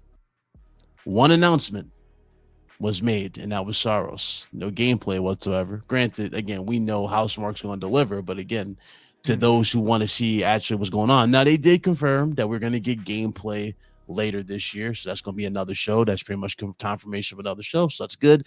So gameplay will be shown later on, but again, no gameplay, just CGI trailer. I'm just letting you know what is happening. That is it. Most of the other stuff that was announced here were PC ports and a remaster. That's the biggest insult to every PlayStation guy out here. Yes, I'm talking about Days Gone. Days Gone, out of all the games and Sony's library, or from the PS4 generation, is the last game that needs a remaster. And mind you, that game already had a 60 FPS bump for PlayStation 5 and Pro for free. And they ported that to PC already. But again, son, we're talking about throwing stuff at a wall at this point. So that game did not need a remake of any kind. You know what could have used a remake and could have got people interested and could have built a little bit more interest? There's a game called Infamous Second Son that could have probably led us into another Infamous game. What a good call. What a good call. We could have got Bloodborne, especially with Sony forming a capital alliance with Katakawa, owning about, 15%, 20%, something like that in Katakawa. Yeah, why can't we get that? I just still don't understand that with the relationship they have with From, why they can't get a green light on it. All this stuff we see happening and business wise, right? But when we're looking at game sense, it's not translating into anything. And anything, Sony's showing more interest in making TV shows and movies. Beyond Two Souls is getting a TV show. Until Dawn just got confirmed a movie. What is happening here? I don't understand what exactly we're supposed to be jumping out our seats over. And if we're talking about the games, that people are championing, saying, yo, they gave me reasons to buy a PlayStation. Every game that was shown here, including the Tales game, the Mind's Eye, which actually had my interest. That was actually a really cool looking game. I like that. And a few others. Me too, bro. Me too. I thought Mind's Eye was awesome. Yeah. I was getting kind of like, I was getting a lot of vibes from that, but it was really, really cool. I like that. So you have Mind's Eye, you have Tales, you have all the other games in general. All those games are going to not only PC, but they're going to Xbox. So, okay. And then you look at the other thing that I took away from this, obviously, was the PC focus, and more so. And that was the fact that, again, aside from Days Gone getting the PC port, Stellar Blade's getting the PC port with free, additional content. And you get the announcement for Lost Souls Aside. Which is day and date in PC. I don't really see what is so much different as a PlayStation. How did the Digimon announcement grab you? I mean, I grew up with it. It looks cool. I know. I see you playing Digimon on Steam all day, bro. I see you, bro. Yeah, it looks cool, but here's the thing. Am I buying it? No. I'm 30. I'm 32. Okay. I moved on. I moved on in my life onward. I don't even play Pokemon, so it's nothing against Digimon. I grew out of that phase. I'm 32. Yeah. I'd like to read a tweet. I'm not going to say who it's from, but you tell me after you hear and tell me who. Go ahead, bro. This. All right. We're very excited for Deep Breath, Monster Hunter Wilds, Shinobi Art of the Vengeance, Sonic Racing Crossworlds, Like a Dragon, Pirate Yakuza in Hawaii, Splitgate 2, Open Alpha, WWE 2K25, The Island, Borderlands 4, Split Fiction, Directive 8020, Warriors Abyss, Abiotic Factor, Onimusha, The Way of the Sword, Metal Gear Solid Delta, Snake Eater, Hell is Us, Lies of P Overture, Tides of Annihilation, Metal Eden, Mind's Eye, Blueprints, Darwin Paradox, Digimon, Storytime Stranger, Lost Records, Bloom and Rage. Who do you think tweeted that out? Which Xbox executive tweeted that out? Oh, okay. All right. Okay. That would be Xbox. I thought you would think that was a Sony. Oh no, I saw that, and the funny thing is, dudes try to come at me like, "Oh, those games are those games are coming on the PlayStation." No, they're not. All those games are available everywhere. And if you go about what Nishino said when he got his promotion to sole CEO of Sony, what did he say in the fine print? I don't know if you guys remember, but he flat out said, "We're focused on making games for everybody." not PlayStation centric guys. Everybody. And with that in mind, doesn't it make that previous conversation we were having about the hardware standing on its own seem like a bit more interesting now, right? If even PlayStation games are going everybody, then there's a market for consoles. That's why Microsoft's not going to leave it, and that's what people need to understand. Right. Consoles will always have their purpose. Why? Because they are simple, ease of use machines that people want to just jump on and play. They plug in the power supply, they plug it in the TV, and guess what? You're set. A lot of people are not going to jump strictly to PC. That small group is not going to jump to PC, and that's fine. It's called options. That's why I was talking about growth and expanding the games beyond being tethered to a box. You have options. You have different ways to play. And what's even more interesting too, going forward, again, people talk about how more expensive these consoles get and going for these, more powerful alternatives. Honestly, at this point in time, it's like, dog, if you really want the power and the performance alternative, there's only one platform you got to go to get that, and that is PC gaming at this point. Console gaming keep reaching this wall. And the wall is the fact that we have to choose between 30 FPS still and 60. So it's by the way, to your point, the other games that were not on that list that were tweeted by Xbox were Midnight Walk, Stellar Blade, Dreams of Another, Soros, and Lost Soul Aside. All PC. How many of those are on PC? All except maybe because we don't have a confirmation. Oh, and Days Gone Remaster. Yeah. No, Days Gone Remastered on Soros. Right. Okay. So really, I thought the show was fantastic, and my Steam wish list was just through the roof after this show. Right. So I don't know what everybody's upset about. Yeah, no, it's weird because again, because you already know how the narrative would have been if we removed Sony from the equation or PlayStation and State of Play from the equation. Excuse me, and you put Xbox or Microsoft in front of the exact same show, and they had this exact same showing. What would have been the narrative? It's all multi-plat. Exactly. So why is it that people are acting like this is some hatred when it's the exact same energy that is being projected? But here's my question. I understand that. This is folks keeping the same energy, and I can appreciate that. But I guess my broader question, and I'm asking you gentlemen because you guys spend time, you think deeply about it like I do similarly, right? Mm-hmm. Ultimately, beyond the circles where these conversations happen right now that we have been a part of or we've been listening to, is there an idea that beyond those circles this matters less because of all those factors we've already discussed, right? They matter in those circles. They will continue to matter in those circles, and those debaters will continue to debate. But at the end of the day, it seems like both companies and all of the companies are changing their own models to fit new forms. Again, the future. Even though PlayStation's winning, you know what I mean? So I don't know if you caught on by this. I've said this. I don't know if Paris is still in the chat, but I've said this with Paris earlier. This is literally where we've now elevated from console wars. Everybody, you're in this. We've elevated from console wars. This is now the platform wars. Everybody is literally just selling you an ecosystem of how you can play your games and which one you like in terms of style, ease of use will be the one you choose. Or if you just happen to have friends who are just locked and just love a certain, platform, you can go where your friends are, but also not limit yourself because you still can play the opposite platforms games and support those devs if you like those games. That's where the PC is vital. That's why you have handhelds and smart, you have all this stuff. And you're seeing this a lot because think about it. I call it the PC waters of Lake Minnetonka. There. But if you look at it like this, because remember, we just had that ridiculous PSN outage, right? That same PSN outage. And they're like, oh, we're giving you 5 days of PSN. But it's like, okay, people are like, oh, this is going to be a love letter. They're going to deliver all this. I'm like, listen. Gone are those days of you guys just championing stuff that you're not buying. At the end of the day, money talks. If you're buying it, you'll see more of it. If you're not buying it, you'll see less of it. A good example of this, look at the Infamous series as a whole. It is all but been dead and buried. We have not heard about it. We haven't even heard anything about it. It's a great series too, bro. It's such a great series, specifically the Infamous series. Oh man, I still go back to it. I would buy that in a heartbeat. Imagine what they can do with the hardware they got now, and without hardly the limitation they had with PS4. Remember, they were limited to certain things they could do in the world.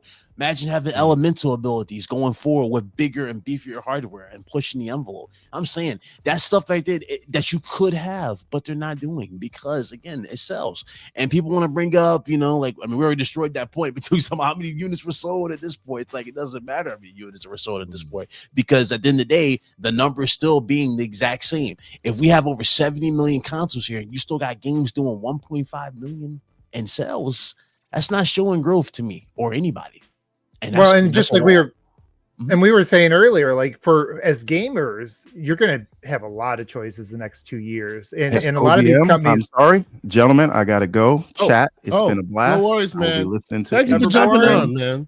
Appreciate you for jumping on. Have a great day. Wasn't even expecting. Have a great weekend, Everborn. Happy anniversary. Happy anniversary, man. Good talking to you, brother. Until next time. Yes, sir. I understand how that is.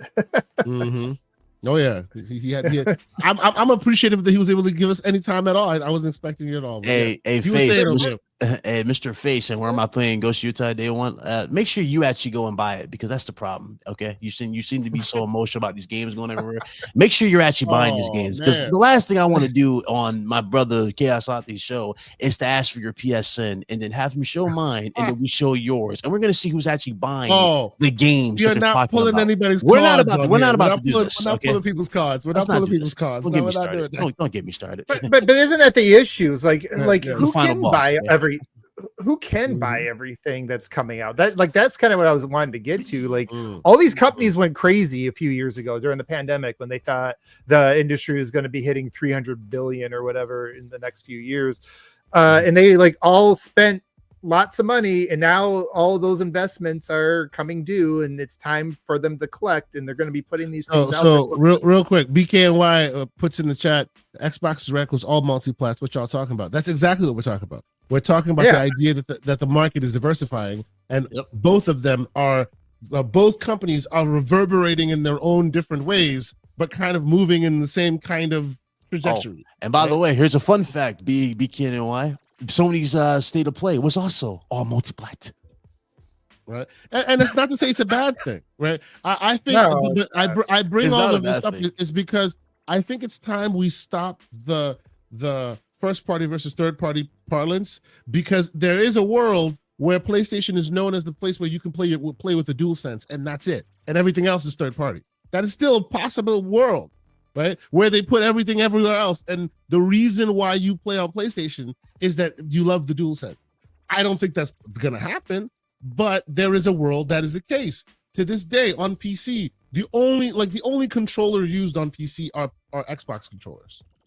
That's the only controller that is used. There's a good chance, based on where technology is going, that PlayStation becomes an app, and that doesn't necessarily mean they put, like we said earlier, it doesn't mean they're going to port their games to the Xbox platform app or whatever, like the OS, but there's probably a world where they're going to have to pivot and basically bring their app to PC, bring their app so you can stream it, because that's where the technology is going, that's where users are going. They want that access. So but I agree with you guys. It was interesting because I actually finally sat down and watched the show last night to get ready for the show. I was watching out of the corner of my eye while I was working. Great show. It's a great show. Yeah, it's not and I thought it was super. Look, see, and this is what I think is so super interesting, and why I want to bring this conversation to the top. I thought it was a great show. By and large, I thought it was a great show. I agree with you, gentlemen, that from a PlayStation first party perspective, it was lacking, right? But my question was, how much on a priority scale does a gamer look at that? Do they go, "Oh, this was a great show. I wish I had more PlayStation"? I think our bubble. That's kind of. Or do they look at it and they go, "Oh my God, this show was absolutely trash," even though it was a great show because it didn't have, right? And by and large, the Keeleys, if you look at their the ratings poll, it looks like everybody thinks the whole thing was trash, and I'm just like, so everybody's voting it off of just remember the name recognition alone. They see PlayStation in the title. Remember, this ain't Summer Games Fest or Gamescom. If you take PlayStation as a brand as a whole off the title at the front and you throw in stuff that's synonymous with third-party reveals, this would have easily been a B to A type of rating for a lot of people because of how good it was given in terms of announcements. But when you look at it strictly from a PlayStation perspective and you see what is given from the PlayStation side of things after 5 years of the console being out, remember, if you think about it, you've got more hardware than you got in software from PlayStation this generation alone. So when you look at it like that and people are like, okay, I bought all this hardware, where's my software? You only give me one announcement, keyword, one announcement, and there is no gameplay for it, but you give me this promise that we're going to see gameplay for it later on. It's like that really doesn't do anything for you, especially with a lot of the other announcements that was software related. It's like you don't really have anything here strictly for those who have been patiently waiting. You know, that's kind of what I was. But that's kind of what I was getting at. It's like people are they judge their purchases. A lot of this can, like a lot of the hardcore, the older hardcore judge these console purchases on the exclusives. But man, like you just look at what the exclusives actually amount to in terms of like what are people playing on average, and like what percentage of your time that you're actually on these boxes, like what percentage of the time is actually invested in exclusives. For the average person, I think it's a very, very small percentage. And so it's just, it's this weird conversation. It's more like this meta. It's like the sport, the console war sport. And there's still like instinctually people still react to that meta, even though even their own actions, like I bet you a lot of these people that are list warring or saying this was a mid show on Twitter are still playing Fortnite and Call of Duty and Madden and like all that stuff. And I bet you what's the irony of a show like this, the probably the announcements that the new generations, the millions that are coming into gaming, what they were probably excited about was like WWE and maybe Five Nights at Freddy's. You know what's more funny too? A lot of these dudes who probably rated this show low anyway, a lot of these dudes do console war and probably been like egging this up because you saw a lot of people hyping up. One of the main things people hyped up for this show was Wolverine. And I've been very patiently, I've been saying this numerous times on my square. I stand on the square. Wolverine is not coming out this year. I don't believe it's coming out this year. The reason why is because the source code was leaked. It was hacked. They hacked and got the source code. That source code contained the script. Like this is basically the Last of Us situation with the script on steroids. Not only did they get the script, they got the character reveals, they got the roster, they got the entire. But they also got a new director, gameplay. Didn't they? Or like they didn't get a new lead. He left too because they had to start all over on this whole thing. Everything has to be started all over. The entire plot, everything was leaked. They have no choice but to do this stuff for over. Even the Jean Grey reveal and their roadmap that they signed with Marvel that was put on the internet. All that stuff was revealed, and it's like, dog, they have to do everything. Gentlemen, let me, if you wouldn't mind, I want to interject real quick. I see Big Mad Mo's in the chat. Great member of the community. No, I'm not calling out to slander him. He says the show sucked though. I need you to expound on that for me, brother, because from what I saw, right, and again, not every game is for every gamer. Like I didn't like Liza P. I'm not that. I'm not a real big Souls player like that. Some games connect with me more than others do. This one didn't. But by and large, so many people around me loved this game that I can genuinely see its merit, right? I can genuinely see that, hey, it may not be my kind of game, but this game it looks fire. And people, I've seen people play it and people who are good at it, because I'm not good at it. Right. And to the point, really too, love it. To Mo in regards to Wolverine. Let's say it does. Let's just hypothetically. Let's just say hypothetically they surprise both of us, right? And let's say they announce it at the next day to play. You know what? That'll make me very, very nervous because for a fact that odds are they didn't change anything, and they're probably going to stand on the same square that Naughty Dog did when the whole leak situation happened with Last of Us Part 2. It's going to be the exact same thing, and honestly, I think that would just destroy the sales as it is for Wolverine. Why? You're gonna have spoilers everywhere. You can have people leaking everything. It's just gonna be a weird chain of events. So really, it's best in their situation to start all over, which I believe they are doing. And also keep in mind their credit card information was also leaked as well. That means that game is not coming out until like 2030 or something. Like, by the time you see Wolverine, and honestly, when we see Wolverine, we're probably going to be talking about PlayStation 6, and that's probably going to be a launch title. Very similar to how PS5 has Spider-Man as a launch title. This is going to be Wolverine. I can feel it. And I'm not even against it. I'm not even Okay, so gents, because I came away from this show, even though I 100% agree with folks' takes that if you came to this show focused on a PlayStation specific aspects of it, you'd be a little disappointed. Me personally, my scale of prioritization of good show versus good PlayStation centric show is not that.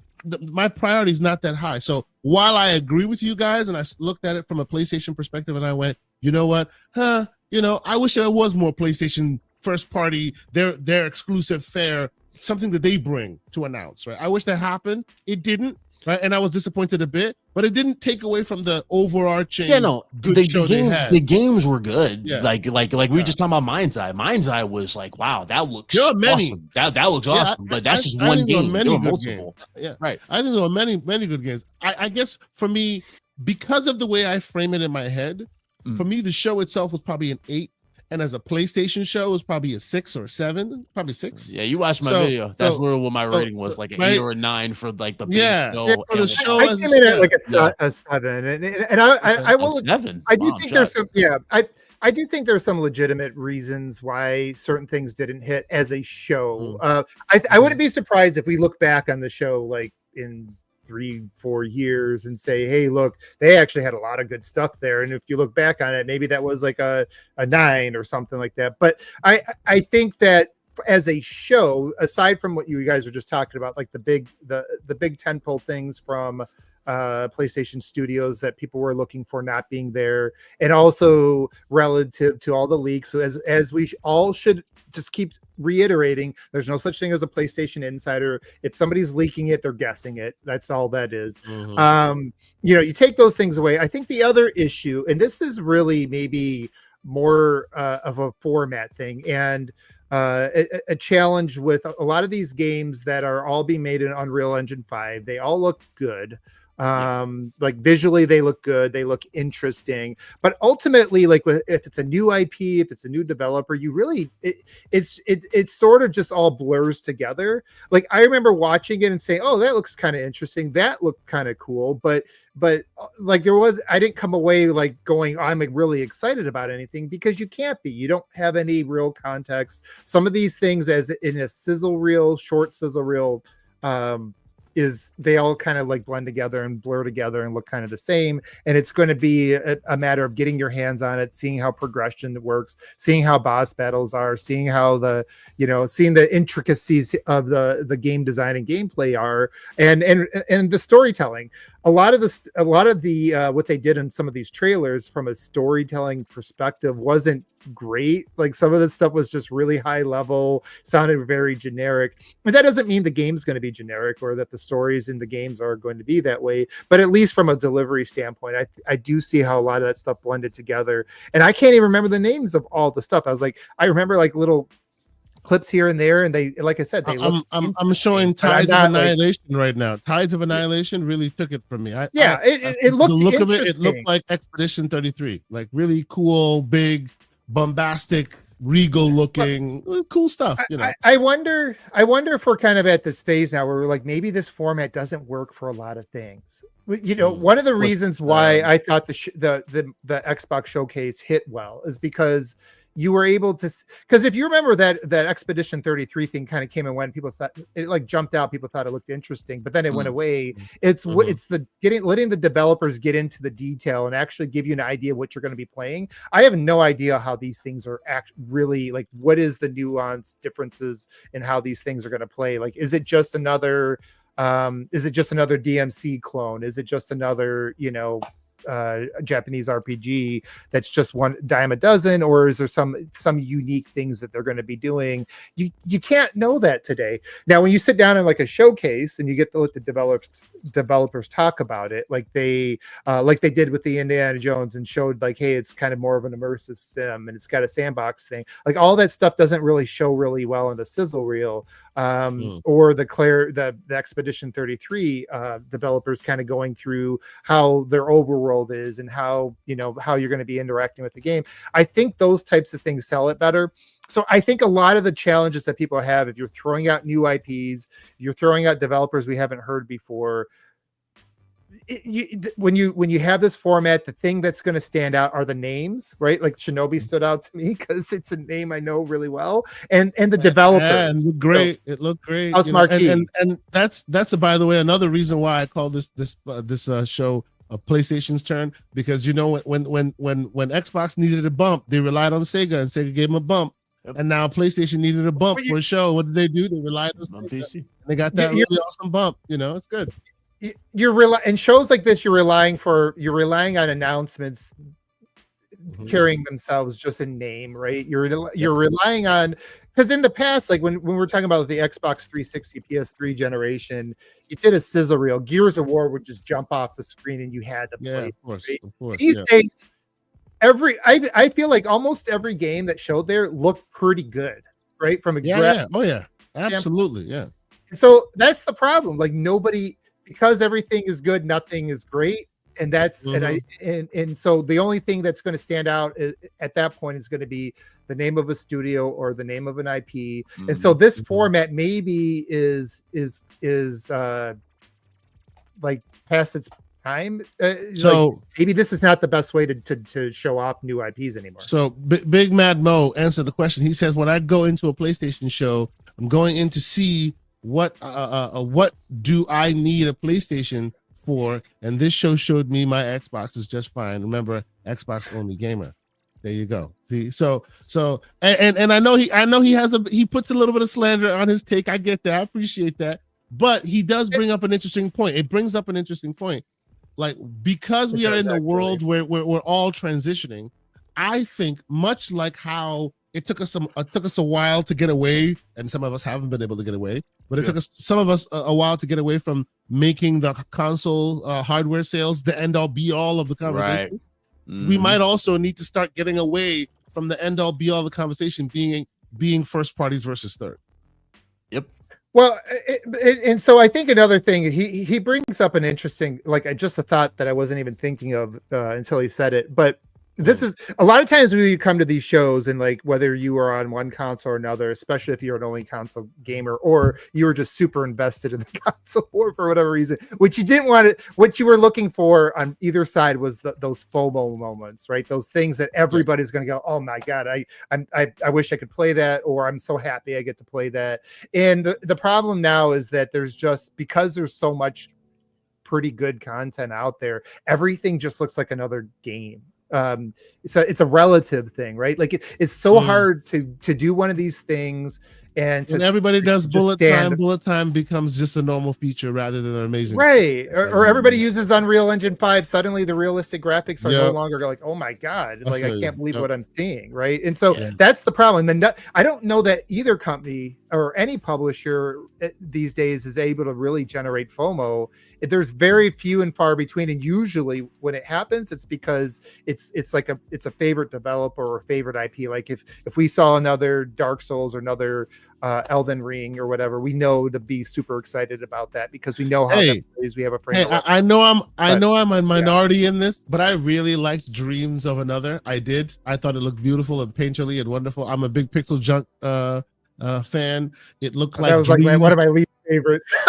Yeah, there you go. It looked like Dreams. I love indie seeming projects where small teams do creative work that is an experiment that's not necessarily for dollars, right? And this looked like it spoke that energy. It may not land the plane correctly, but it looked like they were trying something. I love the tech, the voxel tech, and they're using guns to build rather than destroy. It was an interesting concept. So but yes. So this is why I'm like, I think the show, from a broad perspective, showed well. It had some interesting things for people to see, but I do agree with you that the PlayStation of old, by which everyone is holding the barometer to, has lost their shine, and everybody keeps trying to remember the PlayStation of old where the Tonga drums were coming out to announce something. Well, remember how you felt when you saw God of War? Like, and even as somebody at the time, I was I didn't even pick up a PlayStation last generation until like late 2017 or something like that, or maybe early 2017. But if you remember back then, like those moments when they first showed Horizon Zero Dawn, which love it as the game, but the E3 moment was just like, holy crap, like what the hell am I looking at? Or the first time you saw God of War, or the first time you fought the stranger in God of War. Like, you know what it these was? things are like I don't know that anybody's able to create that. And now you see like a Ghost of Yota, and everybody's like, well, I was expecting better because I'm so used to, Sony making me drop my draw. So the like, thing about Ghost of draw, Yota, not to draw. your point there, remember we just got the Pro, so everybody was still waiting for like that, I guess, that next gen feel, right? But when we saw Ghost of Yota, we were like, okay, it doesn't really look that crazy. You know what I mean? Like next gen. It looks good. I'm not saying it doesn't look good, but it wasn't like, wow. You know what I mean? Now, to your point about God of War, you guys remember this was a whole different type of style Sony was doing. Sony was like incorporating a lot of stuff to elevate the games. This was the first time Sony used a live orchestra to bring these games to life. So when we saw God of War, we had that amazing opening, which ended up being called Overture. It's God of War's main theme song. So real quick, to Bit Cloud's point, when they first introduced Ghost of Tsushima, they did it with a flutist, like with an orchestra. When they announced Ghost of Yota, everywhere. Another one of those. You know what I mean? It was a big TV. I understand people getting let down because the first one was pomp and circumstance and fanfare. You know? Yeah, it was incredible. Well, I remember Last of Us 2 when they finally showed the gameplay and it was so super intense and everything. Yeah, I just think and you go back and it's like I said Gears for the gameplay. Remember the little skyscraper set piece, and Days Gone had the people hanging upside down, pretending to be zombie. Like they did a lot of cool stuff to elevate the games. This right here now, they don't have that not on screen, but they don't have that live presence. The presentation is kind of muted, and I think that it goes across the board though, because like and I go back to like Gears of War, I go back to like the first time I stepped out in Oblivion. I just think it's harder it because it's diminishing returns. It gets harder and harder to just knock our socks off and make us see something we've never seen before. Now it all like you see that double the budgets of Spider-Man for Spider-Man 2, and it's like, well, it's iteratively looks better than the 2018, and in some ways 2018 was actually better, but it's like I just think we're at a point now where if the goal was with these games was to make us just in awe and just like, I got to show my friends this thing like we did growing up, I think we're kind of beyond that era now. And so all these things, even some of your biggest games from your biggest developers, just look like another game. And when Unreal Engine is becoming when it's so far ahead of all the other engines, and it's now becoming the thing that most people are using, it's just it becomes harder and harder to stand out. So I think that's going to be the issue. I will say, having waited till Everborn Saga has left so that he cannot like hear me or reciprocate, I actually think this game showed pretty damn well. Sonic Card, like it is the best I've shown a game of this kind show off. Like it really did show well. I really did. I think it showed off very well. People were genuinely, it's not for you. I get that.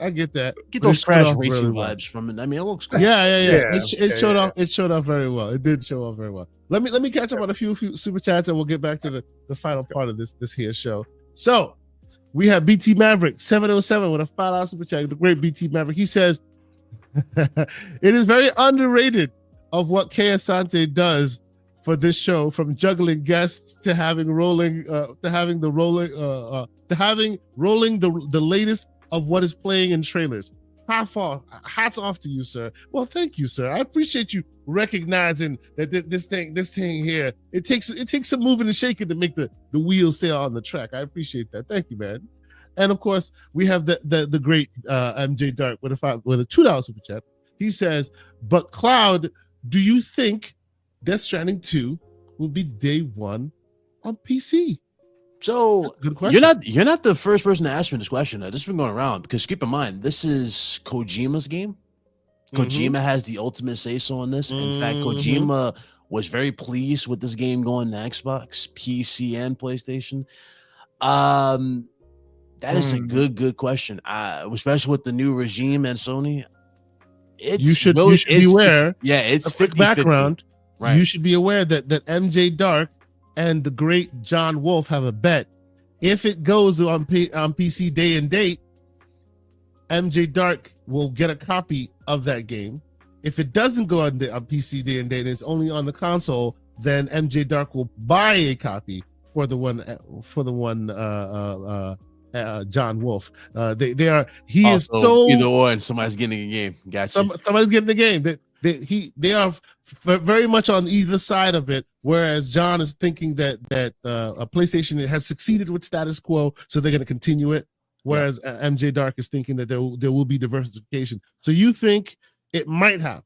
It's a good chance because of this is being Kojima's, game. At the end of the day, his vision, what he wants, this is like his baby, so to speak. So it's really 50-50 at this point. And when you count the revenue that they just reported for last year alone, like we just went over 71%, there's a lot of big chance for this game to get even bigger. And I'm pretty sure Kojima is like drooling thinking of that too. So it's a good they chance. probably get a temporary exclusive. I'm going to guess temporary. Yeah, it's good. Because the one thing I was in the camp, I was with you, Big Cloud. I was thinking, hey, they're going to be going to PC sooner than later, but especially with what Totoki was saying. But it appears like just looking at what they did the last quarter, they were taking huge losses on consoles. It looks like they're going through a phase of user acquisition mode. So I think they will probably delay the day one on PC thing until maybe next generation, especially while maybe capitalize on this period of time while Microsoft's kind of pulled out. They probably are looking at it like, hey, this might be our best shot to get more users right now. Let's lead into our old motto a little bit longer.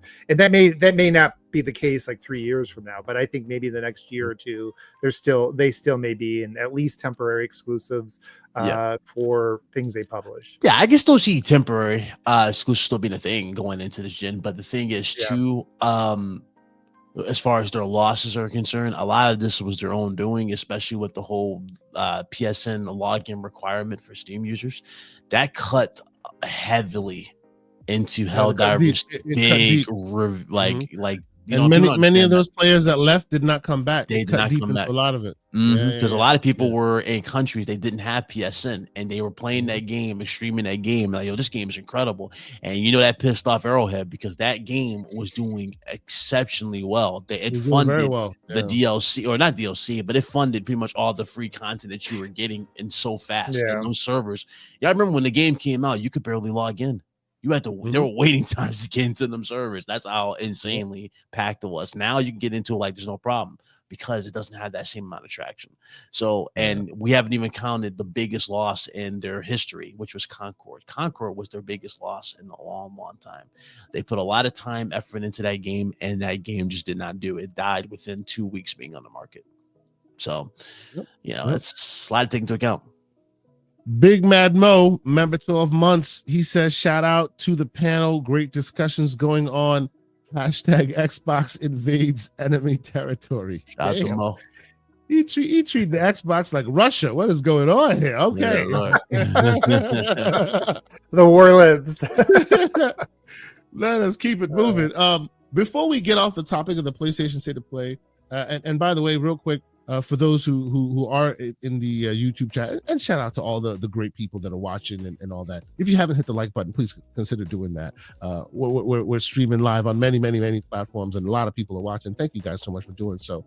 If you are on YouTube and you want to take part, I put a poll in the chat. I wanted to know what you thought of the state of play, what grade you wanted to give it, and right now it looks like the D grade. The D grade. It looks like they wanted those bangers. The bangers. Man, you guys are harsh, man. I think I walked away from the show feeling like, hey, they needed to talk to the community, and I think they spoke pretty well with great games. But clearly, this tells me that you guys, when you guys walk into a PlayStation show, you're there with first parties in mind, and nothing else is priority. Everything else is fluff. It's all about that First party. It depends on the time in which this particular show happened. I mean, granted, this is 5 years. You know what I'm saying? It's inexcusable after 5 years being on the market. It would have been different if this was like year 1, year 2, for sure. Sure. That's fine. That you can go into it with like lower expectation than that. But 5 years in the market, and keep in mind, all we've seen in the 5 years is Insomniac, who's kept PlayStation afloat as it is in terms of games in general. You've had Sony Santa Monica, which has dropped content for you and games. Naughty Dog just recently shown their game, which is Intergalactic, but before that Intergalactic game was shown, you mostly just got remakes and remasters of the last 2 games they made, which was Last of Us 1 and 2. So you see what I'm saying? Like, there wasn't really anything crazy this generation, especially new. And people want more out of this. People want to see what else you got. There are multiple studios. I'm sorry, but I'm so excited for Shinobi. I am so excited for Shinobi. Just same here. That actually is my favorite thing of the show. Oh my god! What, the favorite the remake, of the show? The remake, or the sequel, or the remake? I'm sorry. No, this one. Not Ninja Gaiden. I'm talking about Shinobi, the 2D Shinobi game that okay. I think it looks amazing. It is like the culmination of them coming back with like style and substance. I thought they were doing a sequel. Wasn't it Way of the Sword or something like that? Wasn't that what? Aren't they doing like a proper, like a big 3D big monster one too? Yeah, that's talking about that. That's not this one. Yeah, that's not this one. Yeah, that's not this one. Okay. Yeah. But no, I'm excited. A question for so what do you guys think? Just like how we talk about the Xbox tax on first party games, because everybody's waiting for them to have their God of War moment, and until they do, nothing is going to be good enough, right? It's all a disappointment until they have that 95 meta banger or whatever. So everything's going to get a backlash. Do we think that maybe when it comes to shows, PlayStation has a tax that because they haven't had that. Because they haven't had that E3 of Dreams moment this generation. That every time they come out with a show that's not an E3 of Dreams, it's you know what I call that? It goes about what you've done for me lately. Real quick, I call that the victor's curse. The victor's curse. That's what that is. If you are able to be super successful once, and people are like, "Oh my god, this was amazing!" Yeah, right. They want more of that wow moment. That standard. Yes. Every time you come out. So now that amazing, insane thing that was a once in a lifetime experience, no, that's what you're known for now. Right. We want you to up that. Like, it's a victor's curse. Like for example, if we go to the standard, if we go by the standard that was set like at this gen, right? You remember that I'm pretty sure, it was State of Play, it wasn't a showcase, but y'all remember they teased Spider-Man 2. Then they ended it in the middle it was like in the middle. We saw Wolverine's reveal. And then we had X amount of the game. You know, it was like people look at that and go, "Damn, okay, I expect you to up the ante or pass that in the next one, or at least show an update." Yeah. And that's the thing too about that as well. Some of these shows, granted, I get they want to do them. Some of these shows can just be regular tweets in general on Twitter and get the same reaction. I honestly think they need to reevaluate how they go about certain shows in regards to it. Like, State of Plays are cool, but they also can be damning. Nobody is trying to look for your particular show strictly for third-party games. We have other venues and events for that. We don't need that. We need your first-party roadmap. You know, Nintendo has Nintendo Directs. Yes, Nintendo Directs show third-party support, but it's dominated by first-party. You see what I'm saying? Like, that's kind of the format people want to see out of PlayStation, especially after this long, 5 years. So it is what it is at this point, though. But they didn't have this problem, though. I think we all can agree. We dialed this hill. PS4 gen, PS3 gen, they ain't had this problem. In regards, you're not gonna have. I don't think we can have that again. That's kind of been my point this whole time. I was mentioning it to somebody in the chat. It's like I just think it's impossible to have those moments when there's so many good things and everybody's using the best engine or the most impressive engine right now. Everything is good. When everything looks really good, it's hard for something to look. It's near impossible for. There's a reason why Superman was taken off of Krypton, because he has to be on American Earth soil before his superpowers grow. When you're in a place where everyone can do exactly the same thing, it doesn't matter anymore. They're all normal. You know? It's sad. It's sad but true though. It's like, you know, But it's not necessarily a bad thing either. It's not a bad thing, but it is just perspective, right? Just kind of like just stepping back and looking at and then when you say this and you talk about the dystopian future, you have some among us who are praising the future of the one engine future. Get out of here with that there, Mr. Infinite. Yeah, Mr. Infinite. Huh? I only got a few. You got a few minutes? We're about to just about 10 minutes or so. I just yeah. No worries. But yes, we're already at the end of this whole situation anyway. I wanted to make this one really focus on the PlayStation state of play, because again, I can clearly tell that I'm a minority in how much I generally enjoyed the show. I agree. I enjoyed it a lot. Yes, third party. I agree that from a first party perspective, it was missing stuff, but clearly I saw, based on the community and even in our poll here, that people are specifically for PlayStation, which is a very interesting point you bring up, OBM. Specifically for PlayStation, they are grading on a curve on first party to third party, and the bias is tilted very much towards first party games.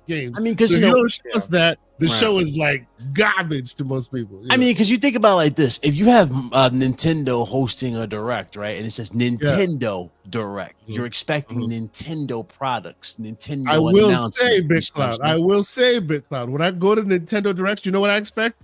Game Pass games. That's true. Yeah. I get a lot of Game Pass games on that. True. It is what it is.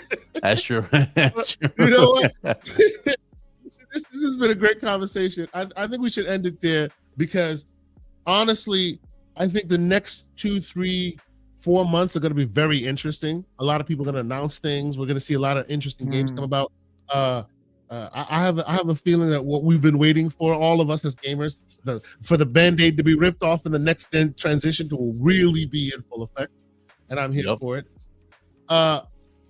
Sir, BitCloud Gaming, it has been a wonderful time having you here, sir. It is always great to get your takes.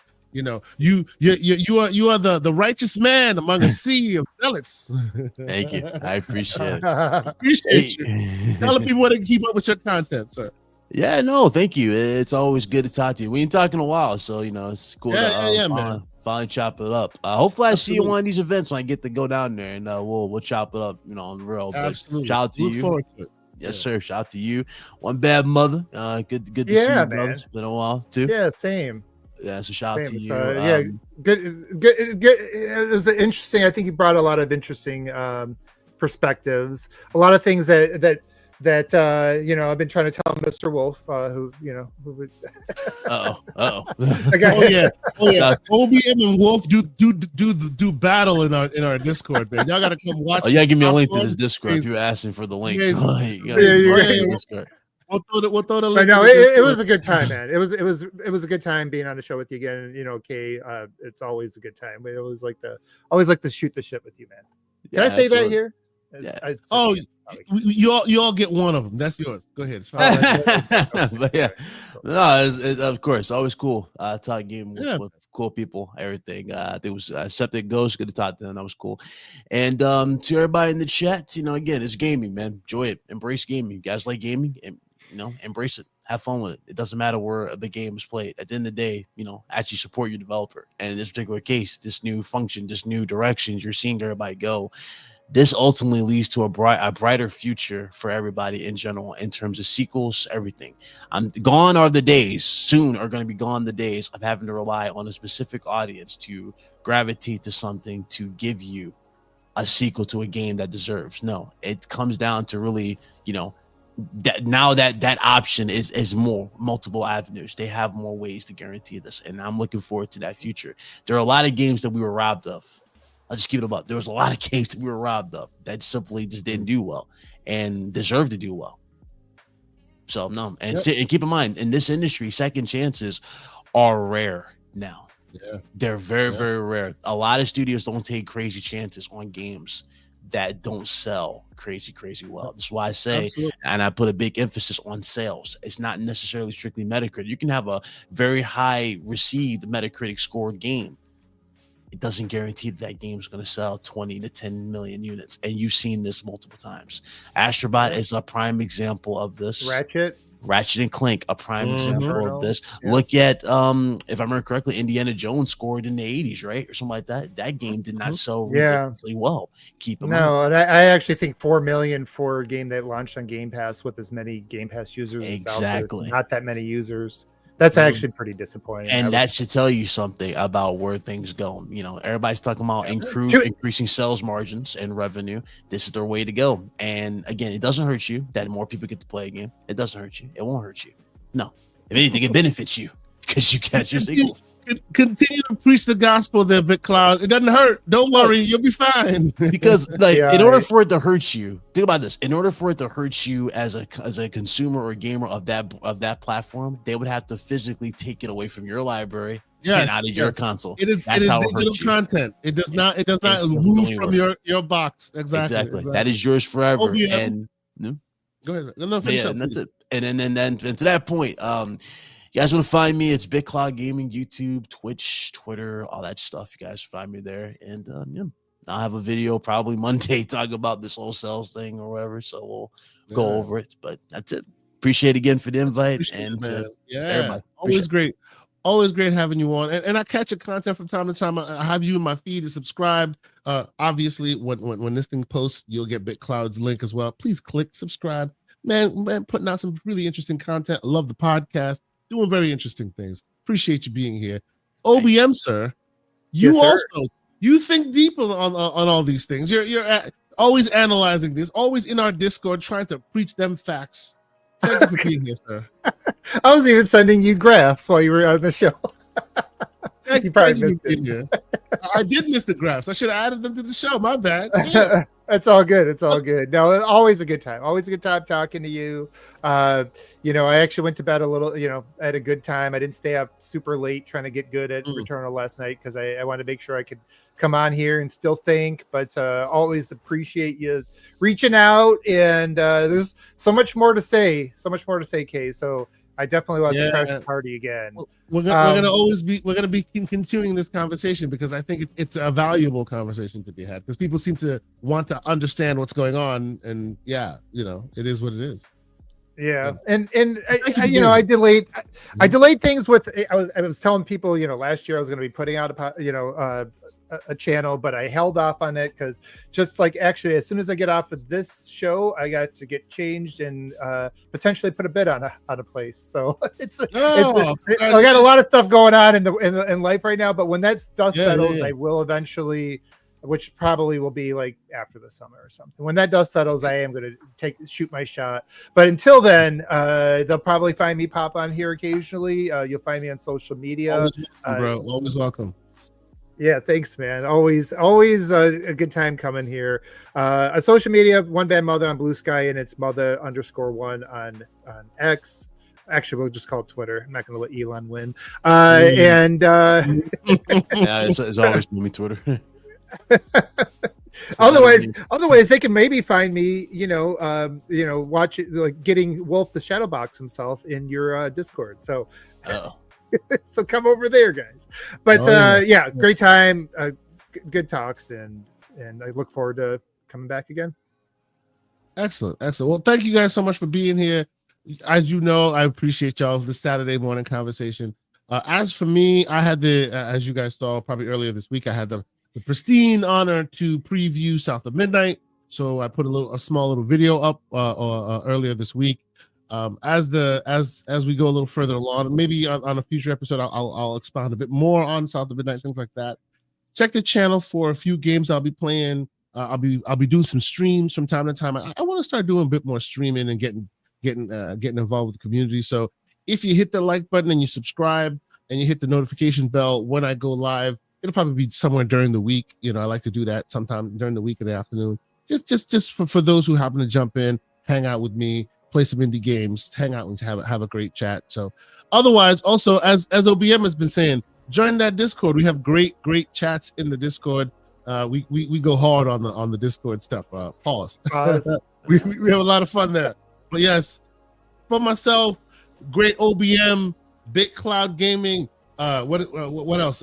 Luke Law, who happened to jump in here. Everborn Saga, again, happy anniversary to you. And even the great Paris Lily, who happened to be in the chat. we say thank y'all so much for being here. And, hit the like button on your way out. And we will see y'all next week. Peace. Nice to be in orbit.